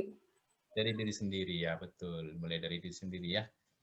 Nah, ada sebuah ungkapan ya dari Margaret Thatcher ya. Kalian pernah dengar nggak Margaret Thatcher ya? Mantan Perdana Menteri Inggris ya. Kalian masanya sekarang Perdana Menteri Inggris sekarang siapa ya? Tony Blair? Bukan ya. Siapa ya penggantinya Tony Blair itu? Oke, saya akan bicara tentang apa yang dikatakan oleh Margaret Thatcher ya. Jadi beliau berkata begini ya. What's your thoughts? They become your words. And what's your words? They become your action. What's your action? They become your habits. Nah, habit ini kan kebiasaan ya. What's your habits? They become your character. What's your character? It becomes your destiny. Nah. Serina, apa artinya Serina? Serina kayaknya lagi buka-buka ini. Yang saya... Sambil, ya Pak, sambil dengerin, sambil ngertiin dalam... Boleh diulang dari awal Pak, panjang kali tadi. Jadi, what's your thoughts? They become your words. Apa yang kamu pikirkan akan menjadi perkataanmu. And then, what your words? They become your action. Apa yang kamu katakan akan menjadi perlakuan atau tindakanmu. What your action? They become your habits. Apa yang menjadi tindakanmu akan menjadi kebiasaan. What your habits? They become your character. Apa yang menjadi kebiasaanmu akan menjadi karakter. What's your character? It becomes your destiny. Apa yang menjadi karaktermu akan menjadi kehidupan atau nasibmu. Ya, istilahnya kan destination kayak tujuan ya. Yang kamu dapat nanti seperti itulah. Nah, ini berawal dari apa? Pikiran ya. Nah, dimulai dari pikiran yang jernih, yang bersih ya. Kemudian akan menjadi kata-kata. Kendi itu kalau diisi dengan air kopi, dia keluar apa? Hitam ya, kopi ya. Kendi kalau diisi air susu, dia akan keluar putih. Kalau diisi dengan air mineral, keluar air jernih ya. Nah, kalau diisi air keruh, dia akan keluar air keruh. Artinya apa? Apa yang dipikirkan itu akan keluar. Apa yang dalam hatimu, maka usahakan ya, hati kamu itu bersih ya. Pikiran kamu bersih. Jangan suudzon, jangan berburuk sangka gitu ya. Pak, kalau saya sudah tidak berburuk sangka, ternyata saya ditipu. Nah, beda ini ya. Kalau kalian orang yang ditipu dengan orang yang tidak berburuk sangka itu beda. Kalau yang itu kalian waspada ya, waspada bagi orang yang mau menipu kalian. Tapi dengan teman, dengan sahabat, kayak Serina ini ya, misalkan dengan Indah Rahma. Ini kan bersahabat ya. Jangan sampai misalkan ya, Serina, gimana kabarnya? Kamu sedang apa? Ini kayaknya mau pinjam uang nih kayaknya Indah ini. Nggak bisa begitu juga ya. Walaupun sebenarnya mungkin Indah lagi butuh, tapi Indah kan juga nggak mau ini juga ya. Kalaupun ini ya nggak akan. Jadi jangan berburuk sangka dulu gitu ya. Orang ditanya kabarnya kok udah mau pinjam uang duluan ya, belum tentu juga ya. Jadi pikirannya bersih dulu lah. Ini sahabat saya. Andai pun dia pinjemin aja kalau kan punya ya. Andaikan ya, andaikan. Saya kalau ini dengan orang-orang di kampung ya dia baik-baik sama saya, datang ke rumah ya, saya kasih makan, saya kasih minum ya, saya kasih oleh-oleh. Kemudian dia datang ke rumah lagi, dia pinjam uang. Yang kemarin saya kasih ya sudahlah, saya pinjam kalau memang dia betul-betul butuh ya. Cuman saya tanya ya, untuk apa ya gitu, untuk biaya sekolah. Oh, sekolah di mana? Biayanya berapa? Bisa dipertanggungjawabkan nggak? Kalian kan punya ilmu kan? Oh, bayar sekolah paling 500.000 ya sudah nggak apa-apa pinjam 500.000. Misalkan ya, misalkan. Andaikan itu memang kalian mampu ya, apa salahnya kalian membantu ya. Tapi kalau kalian sebagai sesama teman, usahakan nggak merepotkan ya. Maksudnya gini, kalau bisa kalian malah membantu tapi tidak membebani. Kalau memang kalian butuh misalkan materi ya, aku kemarin ini materinya Pak Subagio kok nggak jelas tentang ini ya, ada nggak materi catatannya? Misalkan ya, nah kalian bagi saja, nggak usah takut hilang ya, ilmu kalian nggak akan hilang gitu.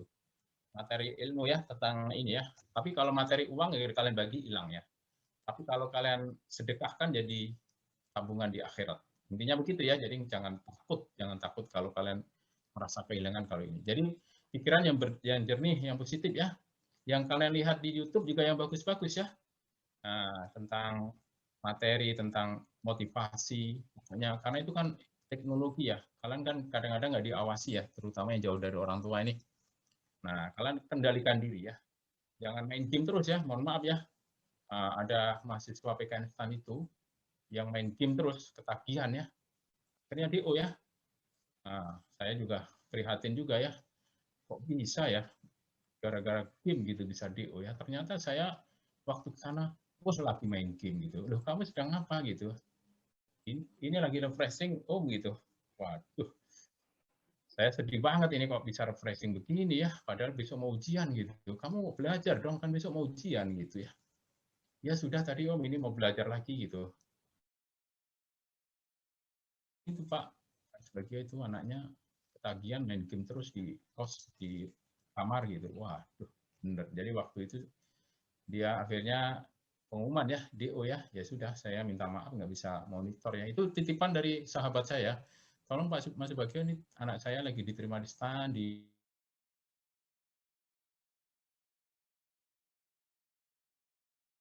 saya nggak mau mengintervensi dosen-dosen lain untuk memberi nilai yang bagus. Nggak mau saya. Nilai apa adanya.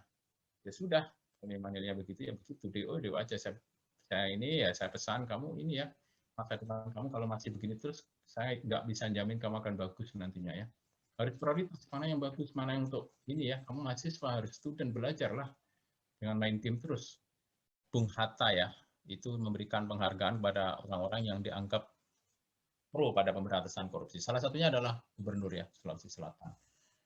Bung Hatta Award ya dikasih penghargaan karena waktu itu Nurdin Abdullah dianggap orang yang bersih ya dari korupsi dan punya etikat atau semangat memberantas korupsi. Tapi ternyata dalam perjalanannya dia malah korupsi ya.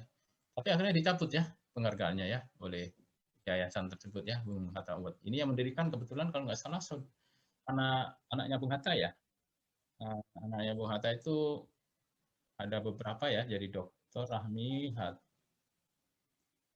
Sri Adi Suwasono, ada beberapa ya yang jadi orang besar ya. Salah satunya dulu Mutia Hatta ya, yang jadi menteri ya.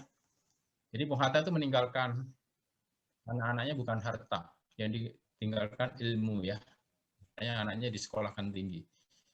Bapak nggak bisa mewariskan kamu harta, kamu sekolah yang pintar ya. Nah intinya begitulah. Kalian juga gitu ya, sekolah yang pintar ya.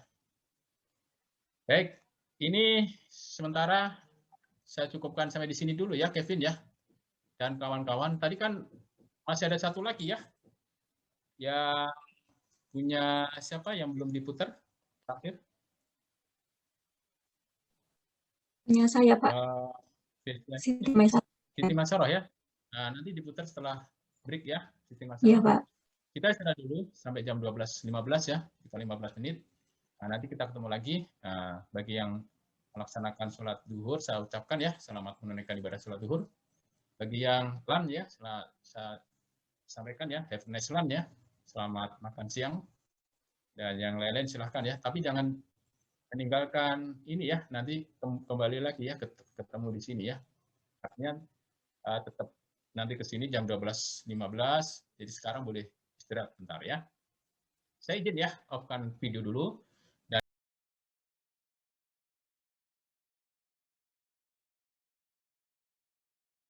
Sobat pembelajar, pada pertemuan kali ini kita akan membahas mengenai nilai-nilai anti korupsi dan prinsip anti korupsi.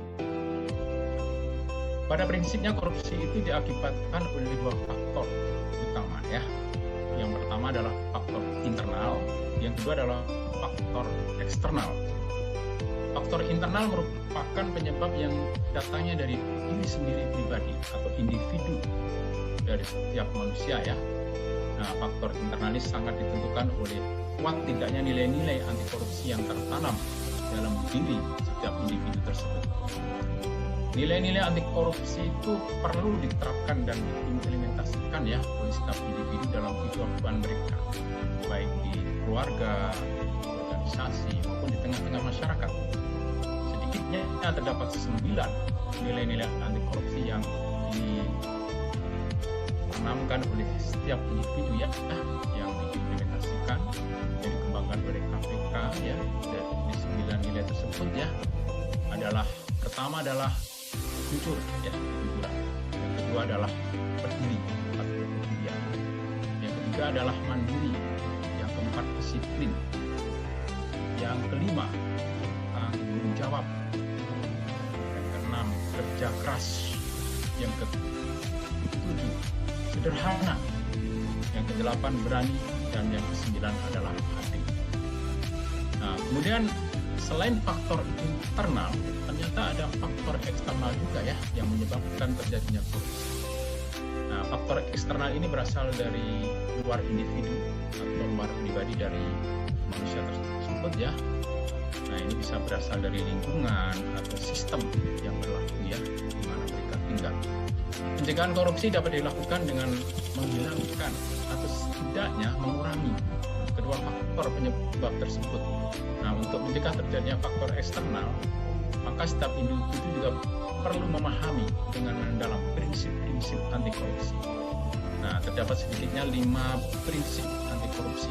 Yang pertama adalah akuntabilitas, yang kedua adalah transparansi, yang ketiga adalah fairness atau kewajaran, yang keempat adalah policy atau kebijakan, yang kelima itu adalah kontrol atas kebijakan ya. Nah, bagaimana penjelasan masing-masing dari nilai-nilai anti korupsi serta prinsip-prinsip anti korupsi tersebut? Maka untuk lebih jelasnya kita simak dalam tayangan berikut. 9 nilai anti korupsi. Yang pertama, kejujuran. Kata jujur dapat didefinisikan sebagai lurus hati, tidak berbohong, dan tidak curang. Jujur adalah salah satu sifat yang sangat penting bagi kehidupan mahasiswa. Nilai kejujuran di dalam kampus dapat diwujudkan dalam bentuk bukan kecurangan akademik, misalnya tidak mencontek, tidak melakukan plagiarisme, dan tidak memasukkan nilai. 2. Kepedulian. Arti kata peduli adalah mengindahkan, memperhatikan, dan menghiraukan. Seorang mahasiswa perlu memiliki rasa kepedulian terhadap lingkungannya, baik lingkungan di dalam kampus maupun di luar kampus. 3. Kemandirian. Kondisi mandiri bagi mahasiswa dapat diartikan sebagai proses mendewasakan diri, yaitu dengan tidak bergantung pada orang lain untuk mengerjakan tugas dan tanggung jawabnya. Hal ini penting untuk masa depannya, di mana mahasiswa tersebut harus mengatur kehidupannya dan yang berada di bawah tanggung jawabnya. Tidak mungkin orang yang tidak dapat mandiri akan mampu mengatur hidup orang lain. 4. Kedisiplinan. Definisi kata disiplin adalah ketaatan atau kepatuhan kepada peraturan. Manfaat dari hidup yang disiplin adalah mahasiswa dapat mencapai tujuan hidupnya dengan waktu yang lebih efisien. Hidup disiplin bagi mahasiswa adalah dapat mengatur dan mengelola waktu yang ada untuk diberikan sebaik-baiknya untuk menyelesaikan tugas, baik dalam lingkup akademik maupun sosial kampus. 5. Tanggung jawab. Kata tanggung jawab adalah keadaan wajib menanggung segala sesuatunya. Kalau terjadi apa-apa boleh dituntut, dipersalahkan, dan diperkarakan. Mahasiswa yang memiliki rasa tanggung jawab akan memiliki kecenderungan menyelesaikan tugas lebih baik. Mahasiswa yang dapat diberikan tanggung jawab yang kecil berhasil melaksanakannya dengan baik akan memperoleh kepercayaan orang lain. 6. Kerja keras. Bekerja keras didasari dengan adanya kemauan. Di dalam kata kemauan terkandung ketekatan, ketekunan, daya tahan, daya kerja, pendirian, keberanian, ketabahan, keteguhan, dan pantang mundur. Bekerja keras merupakan hal yang penting guna tercapai yang sesuai dengan target. Misalnya, dalam melakukan sesuatu menghargai proses, bukan hasil semata, tidak melakukan jalan pintas, belajar, dan mengerjakan tugas-tugas akademik dengan sungguh-sungguh. 7. Kesederhanaan. Gaya hidup sederhana sebaiknya perlu dikembangkan sejak mahasiswa mengenyam masa pendidikannya untuk tidak hidup boros, hidup sesuai dengan kemampuannya. Prinsip hidup sederhana dapat mengatasi permasalahan kesenjangan sosial, iri, tamak, egois, dan sikap-sikap negatif lainnya. Hidup sesuai dengan kemampuan, hidup sesuai dengan kebutuhan, tidak suka pamer kekayaan, dan lain sebagainya. 8. Kemandirian. Mahasiswa memerlukan keberanian untuk mencapai kesuksesan. Tentu saja, keberanian mahasiswa akan semakin matang jika diiringi dengan keyakinannya. Keyakinan akan kuat jika pengetahuannya juga kuat. Misalnya, diwujudkan dalam bentuk berani mengatakan dan membela kebenaran, mengakui kesalahan, berani bertanggung jawab, dan lain sebagainya. 9. Keadilan. Berdasarkan arti katanya, adil adalah sama berat, tidak berat sebelah, dan tidak memihak. Bagi mahasiswa, karakter adil ini perlu dibina sejak masa perkuliahannya, agar mahasiswa dapat belajar mempertimbangkan dan mengambil keputusan secara adil dan benar.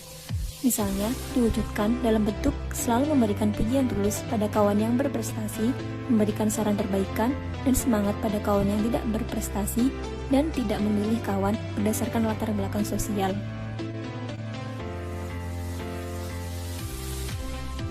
Selanjutnya adalah 5 prinsip anti korupsi. Yang pertama, akuntabilitas. Akuntabilitas adalah kesesuaian antara aturan dan pelaksanaan kerja. Semua lembaga mempertanggungjawabkan kinerjanya sesuai aturan main, baik dalam bentuk konvensi maupun konstitusi, baik pada budaya maupun pada level lembaga. Mahasiswa sebagai bagian dari sivitas akademika merupakan target pelaku penegakan akuntabilitas masa kini dan masa depan. Integritas atau kesesuaian antara aturan dengan pelaksanaan kerja ada dari mahasiswa dapat semakin ditingkatkan. 2. Transparansi. Prinsip transparansi penting karena pemberantasan korupsi dimulai dari transparansi dan mengharuskan semua proses kebijakan dilakukan secara terbuka, sehingga segala bentuk penyimpangan dapat diketahui oleh publik. Transparansi menjadi pintu masuk sekaligus kontrol bagi seluruh proses dinamika struktural kelembagaan. Dalam prosesnya, transparansi dibagi menjadi 5, yaitu mulai dari proses penganggaran, penyusunan kegiatan, pembahasan, pengawasan, dan proses evaluasi. Mahasiswaan dan laporan kegiatannya harus dapat diakses oleh seluruh mahasiswa.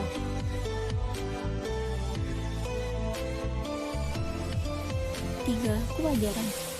Prinsip fairness atau kewajaran ini ditunjukkan untuk mencegah terjadinya manipulasi atau ketidakwajaran dalam penganggaran, baik dalam bentuk markup maupun ketidakwajaran lainnya. Sifat-sifat prinsip kewajaran ini terdiri dari 5 hal penting, yaitu komprehensif dan disiplin, fleksibilitas, terprediksi, kejujuran, dan informatif. Contohnya, dalam penyusunan anggaran, program kegiatan kemahasiswaan harus dilakukan secara wajar. 4. Kebijakan. Pembahasan mengenai prinsip ini ditujukan agar mahasiswa dapat mengetahui dan memahami kebijakan anti korupsi. Kebijakan ini berperan untuk mengatur tata interaksi agar tidak terjadi penyimpangan yang dapat merugikan negara dan masyarakat. Kebijakan anti korupsi akan efektif di dalamnya terkandung unsur-unsur yang terkait dengan persoalan korupsi, dan kualitas dari isi kebijakan tergantung pada kualitas dan integritas pembuatnya. Dan yang terakhir, kontrol kebijakan. Kontrol kebijakan merupakan upaya agar kebijakan yang dibuat betul-betul efektif dan mengeliminasi semua bentuk korupsi. Bentuk kontrol kebijakan berupa partisipasi, evolusi, dan reformasi. Misalnya dengan melakukan kontrol pada kegiatan kemarin, mulai dari penyusunan program kegiatan, pelaksanaan program kegiatan, sampai dengan pelaporannya.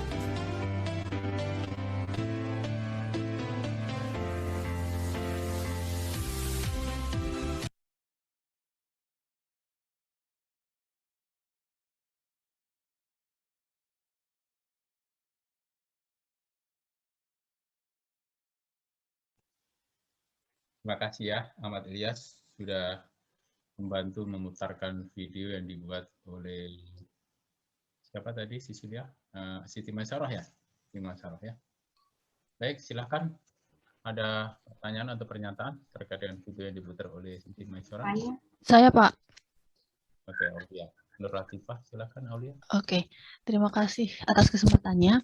Izin bertanya, Maisarah, kan terkait tadi 5 sikap dan prinsip tadi, itu 9 nilai dan 5 prinsip tadi, itu kan banyak kayak nilai kesederhanaan dan nilai lain-lain. Nah, tapi kan sekarang kayak Indonesia tuh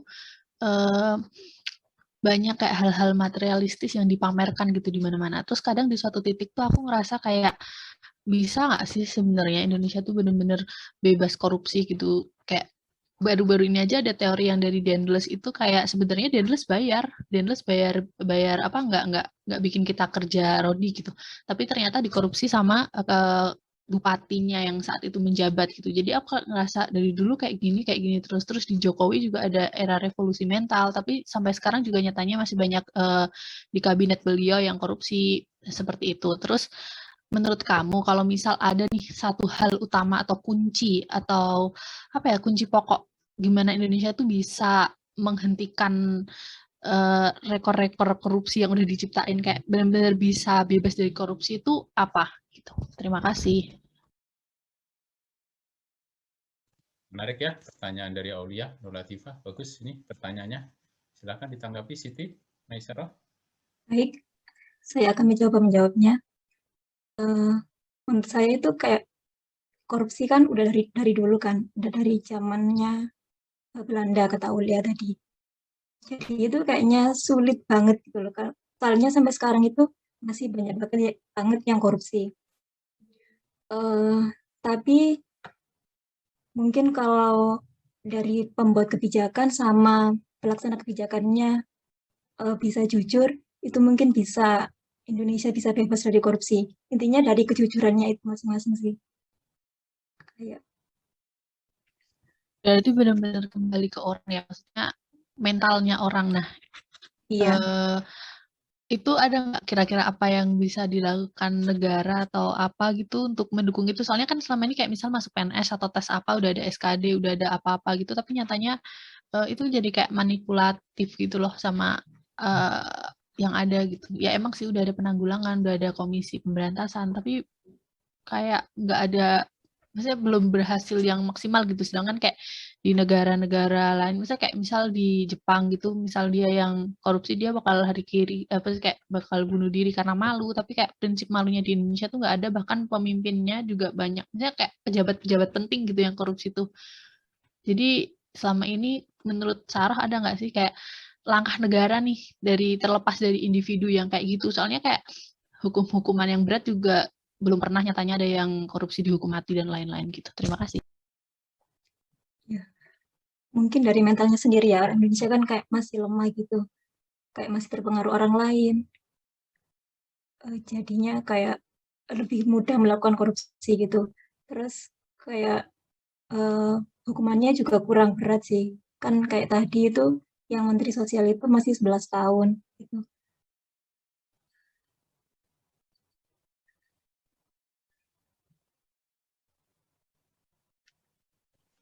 Mana Aulia, Latifah, apakah bisa diterima penjelasan dari Siti Maisarah?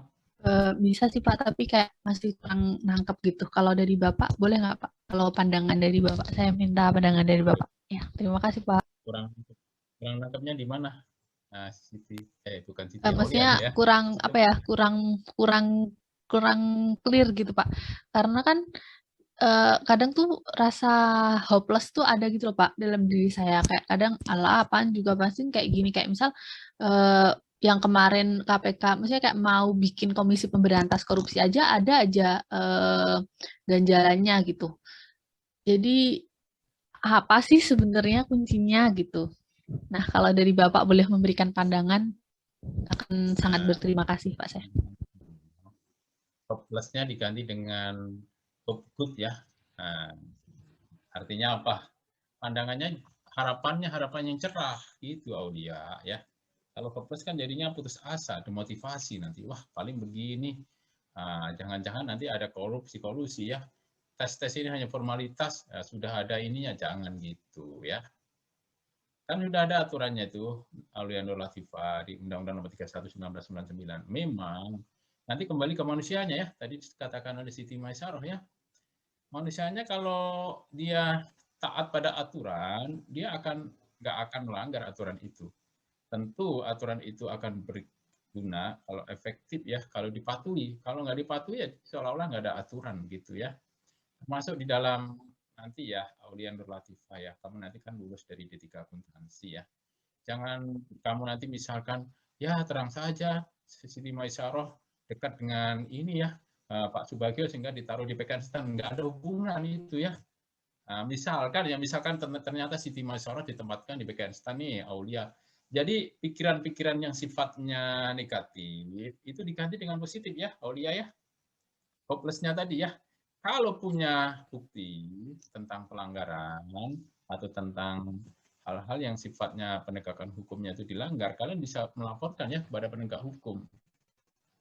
Bisa juga melalui saya ya kalau korupsi ya. Kalau korupsi itu saya punya privilege ya, bukan privilege, kayak semacam kartu gitu ya, dikasih hak untuk melaporkan kejadian korupsi langsung ya ke pengaduan masyarakat, itu tanpa melalui ini, apa istilahnya itu yang full bucket. Nah, full bucket itu pengumpulan bahan dan keterangan. Biasanya kalau yang apa ya, orang-orang agennya KPK itu kalau lapor itu langsung ditanggapi, gitu ya. Karena biasanya kalau saya lapor ya harus punya preliminary evidence. Jadi ada kriteria ya. Lapor tentu saya akan siapkan bukti-bukti. Nah, siapkan bukti-bukti nggak perlu pengumpulan bahan keterangan lagi, udah langsung ditindaklanjuti langsung ke penyelidikan, biasanya begitu ya. Jadi ada semacam inilah apa? Kalau saya harapannya tetap harapan positif ya, Nur Aulia Nur Latifah. Jadi ini bukan berarti Aulia Nur Latifah nggak berpikiran positif, nggak demikian ya, maksudnya ya Aulia Nur Latifah ya. Artinya Iya Pak, maksudnya apa kayak kok selama ini kayak udah sejauh ini masih belum ada hasil yang optimal, apakah ada yang salah? Misalnya kayak bisa nggak kayak misal udah dikasih tindak, misal kayak udah ada ancaman, tapi pada kenyataannya itu cuma jadi ancaman aja gitu. Jadi kayak agak cuma tanya aja gitu sih Pak. iya, bagus. Ini kayaknya hanya kayak bahasa langit saja begitu ya, Aulia Nur Latifah ini, tapi kayaknya nggak optimal nih. Apa aturannya sih memang bagus, tapi dalam pelaksanaannya nggak sesuai dengan aturan. Nah iya bener Pak, saya itu yang jadi ganjalan gitu. Jalannya begitu ya, baik. Jadi begini ya, sebagus apapun sistem, sebagus apapun aturan, kalau orang yang tidak menjalankan sistem dengan bagus, tidak patuh pada aturan, akhirnya ya aturan tinggal aturan. Nah, makanya kalian sebagai manusia, Aulia Nur Latifah itu pasti manusia ya, kita semua lah ya, saya juga gitu ya. Nah, kita menjalankan peran kita sebaik-baiknya di kampus, dosennya menjaga integritas, tidak menerima sesuatu dari mahasiswa, tidak mengatur-ngatur nilai, tidak istilahnya mendiskriminasikan nilai ya. Nah, kemudian membuat soal yang baik ya, yang bagus ya, bukan yang mudah loh ya. Nanti kalau kalian ini wah, kalau yang sulit dianggap ini ya, yang mudah nanti dianggap terlalu ini ya. Kemarin jujur ya, ada beberapa dosen itu mengatakan ya, Pak, sebagai kemarin soalnya terlalu mudah ya.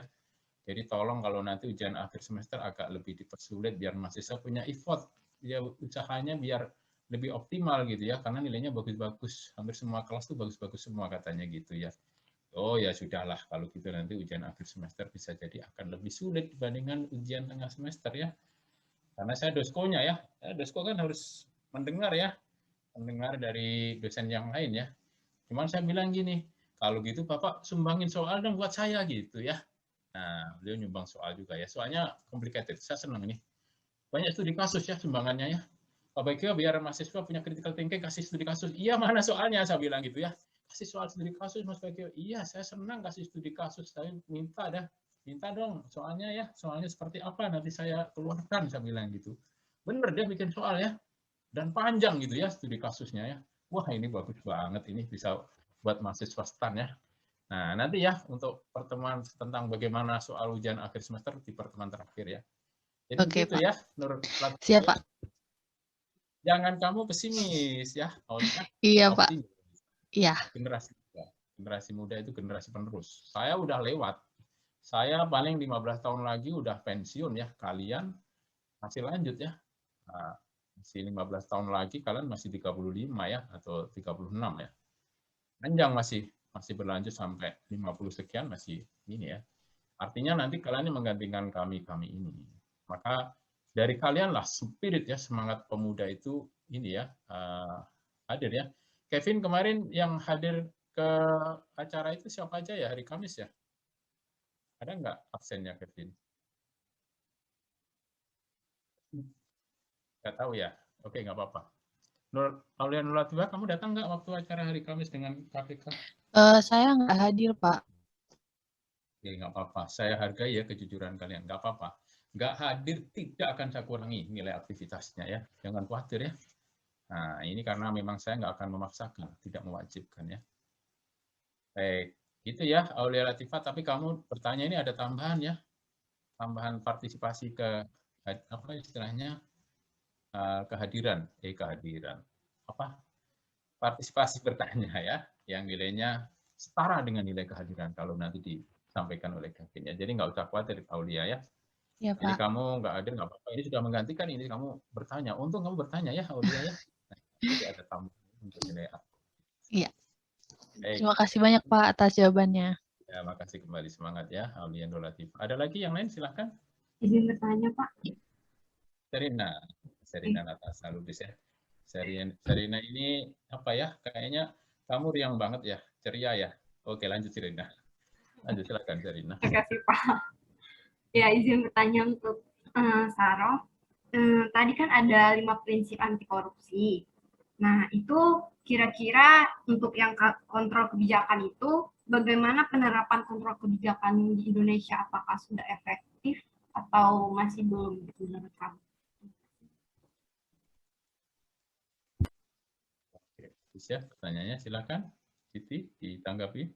Baik, saya akan menjawab. Kalau menurut saya itu di Indonesia kontrol kebijakannya belum efektif, belum sempurna gitu. Soalnya kan kebijakannya itu sebenarnya udah bagus, tapi dari sisi pelaksana kebijakannya itu, misalnya dari sisi penegak hukum seperti kayak kepolisian, kejaksaan, pengadilan, terus pengacara gitu, kayak masih belum melaksanakan tugasnya dengan baik. Misalnya kayak dari kepolisian itu biasanya banyak yang masih bisa dikasih uang gitu kan. Jadinya menurut saya belum efektif. Mungkin dari Pak Subagio ada tambahan. Oke, jadi belum efektif ya, Siti Maisaroh ya. Kenapa belum efektif? Saya mau tanya dulu nih, Maisaroh, jangan menyerah dulu, Maisaroh. Kenapa kok belum efektif, Maisaroh? Karena dari penegak hukumnya itu kayak kurang amanah gitu, Pak. Misalnya dari polisi gitu, kayak masih bisa disogok gitu, Pak. Masih bisa menerima uang gitu. Jadinya kayak ada masyarakat yang melakukan kejahatan gitu masih pilih-pilih gitu, Pak. Oke. Tadi kan pertanyaan Serina, itu kan kontrol atas kebijakan ya? Ya betul nggak Serina, Natasha? Iya Pak, kontrol atas kebijakan. Nah, kebijakan itu berupa apa sih, Siti Maisaroh?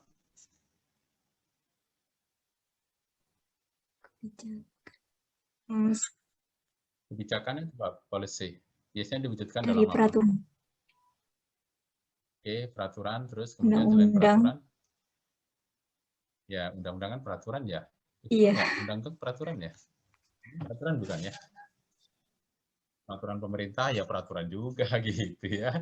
Peraturan presiden ya peraturan juga itu mah ya, Maisara. Nah, policy itu apa selain peraturan?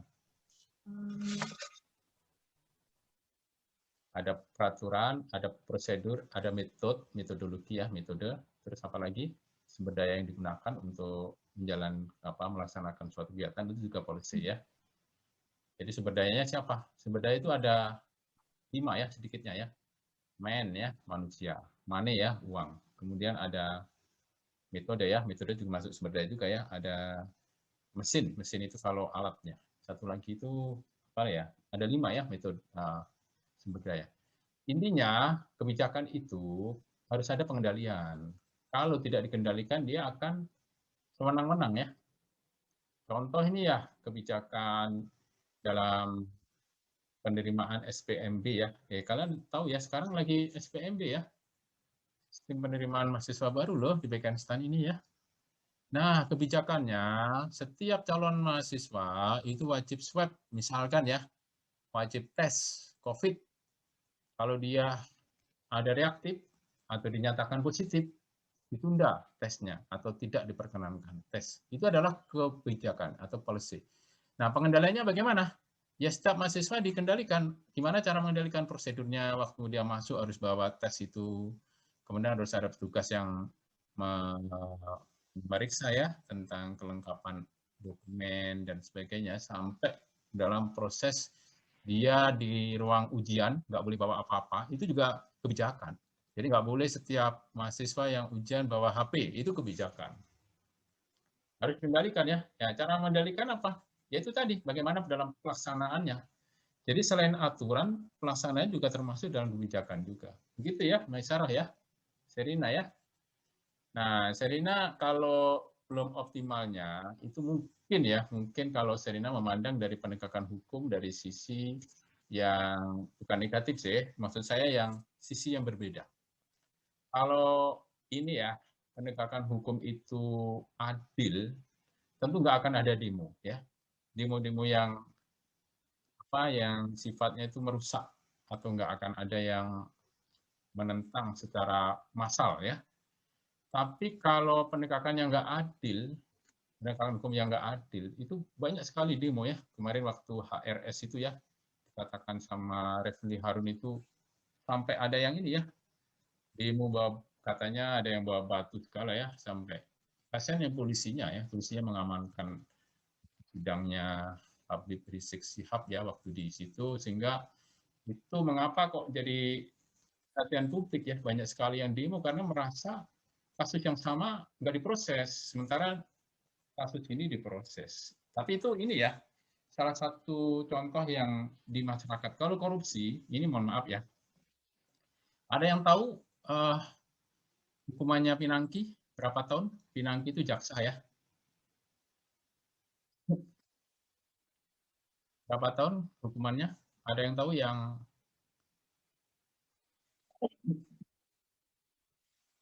4 tahun, ya. 4 tahun sama dengan HRS, ya. Koruptor sama dengan melanggar protokol kesehatan. Nah, apakah adil itu? Nah, itu kan dipertanyakan juga oleh publik. Sementara yang, mohon maaf, ya, saya bukannya pro sama Habib Rizik, ya. Saya nggak ada hubungan, ya, sama beliau, ya. Saya cuman mengamati aja. Kalau penegakan hukum tidak dilakukan secara adil, itu masyarakatnya yang akan berontak, akan protes, ya. Waktu Pinangki, apakah ada banyak yang demo? Nggak ada. Tapi waktu dijatuhi hukuman itu, banyak yang protes. Sebagian, ya, masyarakat anti korupsi protes. Kenapa hukumannya ringan? Gitu, ya. 4 tahun kan sama dengan hukuman pemberi. Yang memberi 4 tahun, dia sendiri 4 tahun. Kan nggak adil juga. Harusnya yang menerima itu lebih berat. Karena apa? Yang menerima uang itu dia sudah menikmati. Yang memberi itu korban, ya. Jadi kalau suap, kalau dalam perspektif hukum, ya, yang memberi dan menerima, hukumannya jauh lebih berat yang menerima. Yang memberi itu yang ringan, gitu, ya. Tapi kalian nanti ini loh, ya, potensinya menerima, ya. Potensi memberi juga ada, tapi kecil. Tapi kalau untuk jadi pegawai negeri biasanya menerima. Kayak Pinangki itu kan jaksa, ya. Dia menerima sesuatu, nah kemudian sesuatu itu diperkarakan, ya, ternyata terbukti, ya, itu dia menerima suap misalkan, begitu, ya. Nah, sehingga dijatuhi hukuman. Jadi dalam proses penegakan hukum, kalau tidak adil atau tebang pilih itu, ya, nanti terjadi semacam itu, ya, di masyarakat. Makanya saya sih nggak berharap kalian jadi hakim, ya. Tapi seandainya, ya, Tuhan takdirkan kalian jadi hakim, jadilah hakim yang adil, ya, akan dipertanggungjawabkan di hadapan Tuhan itu. Ya, sampai HRS bilang ketemu nanti di pengadilan akhirat, gitu, ya. Ya, karena mungkin beliau merasa diperlakukan tidak adil, ya. Nanti dia akan mengadu pada Tuhan itu. Nanti di pengadilan akhirat tuh, ya, pengadilan sebenarnya, ya. Tuhan kan maha adil. Nah, di sana nanti benar-benar ini, ya. Kemarin ada dosen STAN, ya, yang melamar jadi dosen, jadi hakim, ya. Ada yang tahu siapa dosen STAN yang melamar jadi hakim? Nggak tahu, ya. Nggak usah saya kasih tahu namanya, nanti khawatirnya malah nggak bagus, ya, buat beliau. Tapi ada, ya. Hakim di pengadilan pajak, ya. Udah hampir keterima itu beliau. Udah mau saya kasih selamat aja, gitu, ya. Ternyata waktu di terakhir tes, ya, dia nggak jadi hakim, ya. Tapi saya malah bersyukur seandainya beliau jadi hakim, ini saya khawatir, ya. Ternyata dia nggak adil, itu kan sama dengan menjerumuskan, ya, kakinya ke dalam pintu neraka, ya. Naudzubillah, ya. Makanya paling aman menurut saya, ya, profesi itu, ya, jadi dosen, ya. Mohon maaf, saya kok jadi promosi jadi dosen, enggak, ya. Saya nanti nggak harus nanti kalian ini, ya. Nanti kalian takut jadi hakim. Kalau hakimnya orang pada nggak benar semua, rusaklah negeri ini. Saya malah berharap kalian jadi hakim semua, ya, yang adil, begitu, ya. Nah, kalau kalian jadi hakim pajak, hakim apapun lah, ya, hakim ad hoc. Pak Alexander Marwata, kalian kenal sama Pak Alexander Marwata? Ya, beliau tuh sebelumnya di hakim ad hoc, ya. Nah, beliau itu sekarang kan jadi komisioner, ya, atau pimpinan KPK, ya.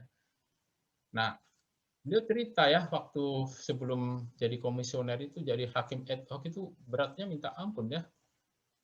Nah, beliau mengatakan ya, saya memang sering dissenting opinion ya dengan hakim yang lainnya. Tapi saya berusaha menegakkan kebenaran ya, walaupun itu pahit, tidak sama dengan hakim yang lain. Akhirnya dalam putusan-putusan itu beliau sering ini ya, nggak sama dia punya pandangan sendiri. Jadi menurut beliau kalau hukumannya terlalu berat, dia akan dissentingnya ke lebih ringan. Kalau hukumannya terlalu ringan, beliau dissentingnya ke lebih berat, begitu ya. Karena tergantung dari ini. Dia bilang ini kan hakim punya hati nurani. Ini nanti akan dipertanggungjawabkan kepada Tuhan. Jadi saya salutnya beliau itu ini ya, sampai sedemikian itu. Kan jarang ya hakim seperti itu ya. Mohon maaf ya, ini saya jadi ini ya. Nah, kalian pun nanti kalau ada kesempatan jadi hakim silahkan ya. Tapi saya mohon kalian nanti berbuat adil ya, yang kepada yang berdosa. Terima kasih ya, Serina. Mudah-mudahan bisa menjawab ya. Silahkan terakhir. Izin bertanya, Pak. Terakhir ya, ini ya, Aurel ya. Silakan Aurel. Kan tadi banyak membahas terkait nilai-nilai anti korupsi seperti kejujuran, keadilan, kepedulian, kemandirian, kedisiplinan. Nah, pertanyaan saya, bagaimana sih cara kita bukan hanya sekedar paham terkait nilai-nilai tersebut secara teori, tapi mau komitmen dan konsisten untuk menjalankan nilai-nilai itu? Oh ya, bagus ini ya, komitmen dan konsisten. Silakan Siti Maisarah ditanggapi. Saya akan menjawab dari pertanyaan dari Aurel tentang bagaimana komitmen dan konsisten kita terkait nilai anti korupsi. Kita bisa menerapkan nilai anti korupsi ini mulai dari mahasiswa, seperti kayak perkuliahan, kan kita sudah dilatih dengan kejujuran. Misalnya kita boleh nyontek pada saat ujian, terus kepedulian, misalnya kita peduli kepada teman yang membutuhkan bantuan. Terus juga kita bisa, misalnya kita mau berbuat sesuatu yang tidak baik, kita ingat lagi ada konsekuensi yang kita hadapi nantinya. Terus kita juga terus belajar lagi pokoknya, kayak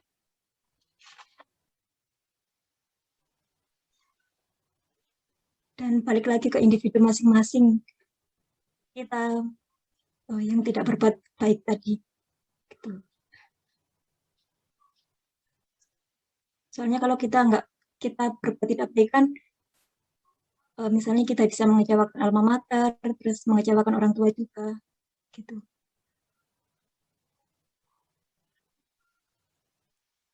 Gimana Aurel? Pak bisa diterima Aurel? Supaya konsisten tadi ya, penjelasan dari Siti.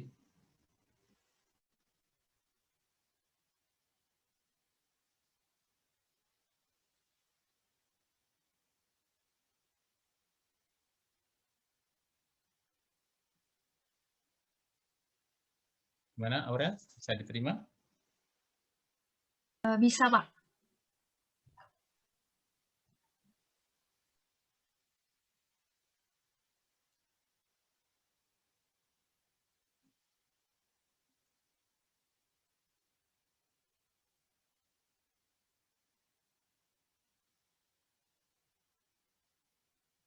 Baik, saya sedikit menambahkan ya, sedikit aja ya, saya izin. Ada WA dari Pak Kepala Bagiannya sebentar ya. Menyampaikan.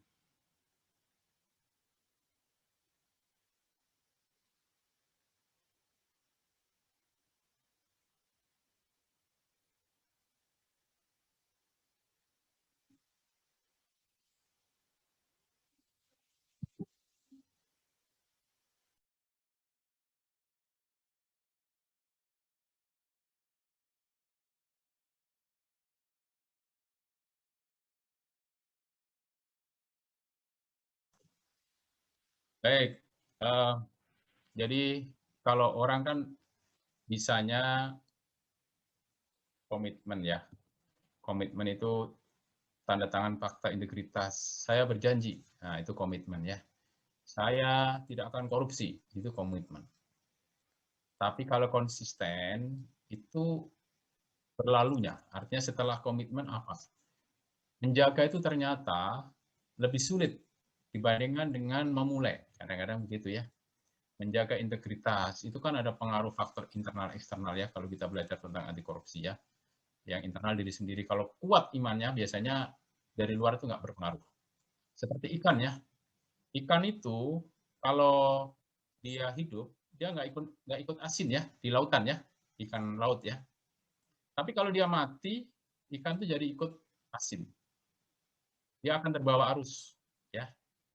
Tapi kalau ikannya hidup, mewarnai dia.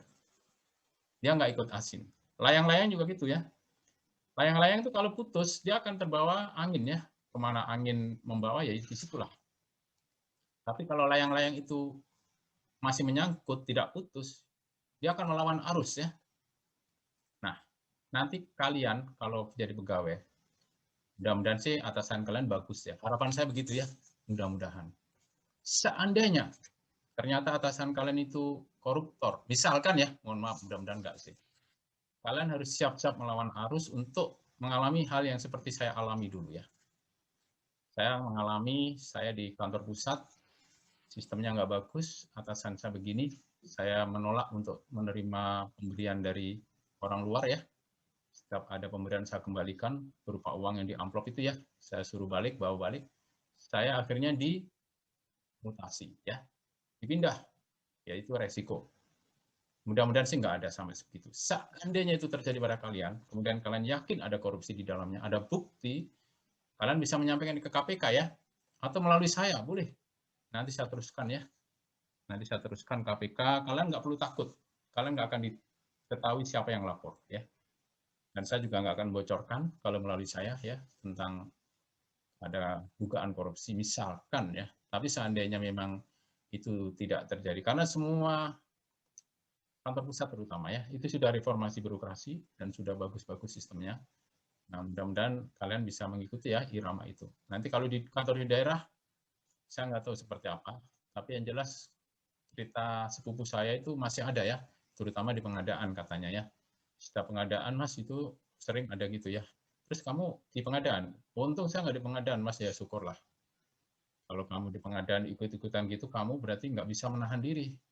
Kalau memang di situ ya kamu bisa mengendalikan atau ngerem ya, atau kalau berani mengingatkan ya, atau melaporkan begitu. Nah ini adalah resiko dari seorang pejuang ya, pejuang anti korupsi. Pasti akan diberhenti koruptor. Tapi hidup itu kan dua pilihan ya. Kalau kalian baik, yang membenci orang jahat. Kalau kalian jahat, ya tentu yang membenci orang baik dan orang jahat sendiri juga benci. Kenapa kok orang jahat itu juga benci? Karena dia juga takut kejahatannya. Memang kalau koruptor itu ya, mohon maaf, antar satu koruptor dengan koruptor yang lain itu mereka nggak ini. Mereka saling berebut ya. Kalau ada yang korupsi lebih gede, oh kenapa kok bagiannya lebih gede, kok saya nggak? Nah begitu ya. Jadi lebih enak dari mana? Orang baik atau orang jahat? Jadi orang baik ya. Paling yang membenci orang jahat saja. Orang baik itu yang mencintai, orang baik juga pasti cinta. Tapi kalau orang jahat, dua-duanya ya dibenci. Kalau orang ditangkap koruptor, ditangkap KPK, kadang-kadang itu nasib. Wah itu nasib saja itu. Nah, coba kalau ininya bisa berkelit sedikit, nggak akan ketangkep, nggak juga. Kalau sudah sepandai pada tupai melompat, pasti akan jatuh juga ya. Koruptor itu begitu. Jadi nggak akan bisa berkelit. Jadi kasusnya Setia Novanto itu sebagai ibroh ya, pembelajaran ya. Sudah dicap berkali-kali mau ditangkap pada saat Bang Bali ya, kasusnya Bang Bali. Kasus yang lain juga gitu, masih gitu ya. Termasuk kasusnya Nazarudin ya, berkali-kali juga ya. Kasusnya Anas Urbaningrum ya, waktu beliau jadi komisioner KPU ya, udah mau ditangkap tersangka KPK, dia malah merapat Demokrat, korupsi juga ya waktu Hambalang ya. Nah ini yang saya tekankan pada kalian, jadi konsisten itu ya Aurel ya, kalau dia bisa mempertahankan idealisme, integritasnya dimanapun, begitu ya Aurel, dia akan menjadi hidup, menjadi ikan yang hidup, menjadi layang-layang masih tidak putus, begitu ya. Nah, layang-layang itu kalau putus kan jadi nggak karuan arah. Jadi mohon kalian jaga ya integritas idealisme dimanapun ya, kapan pun. Supaya kalian bisa tetap eksis ya, bisa survive. Demikian ya. Mudah-mudahan bisa menjawab ya pertanyaan Aurel tadi. Terima kasih, Pak. Kembali. Saya tadi kan minta waktu 1/4 jam ya, 1/4 jam untuk video ya. Saya minta tolong untuk direkam. Siapa yang bisa merekam?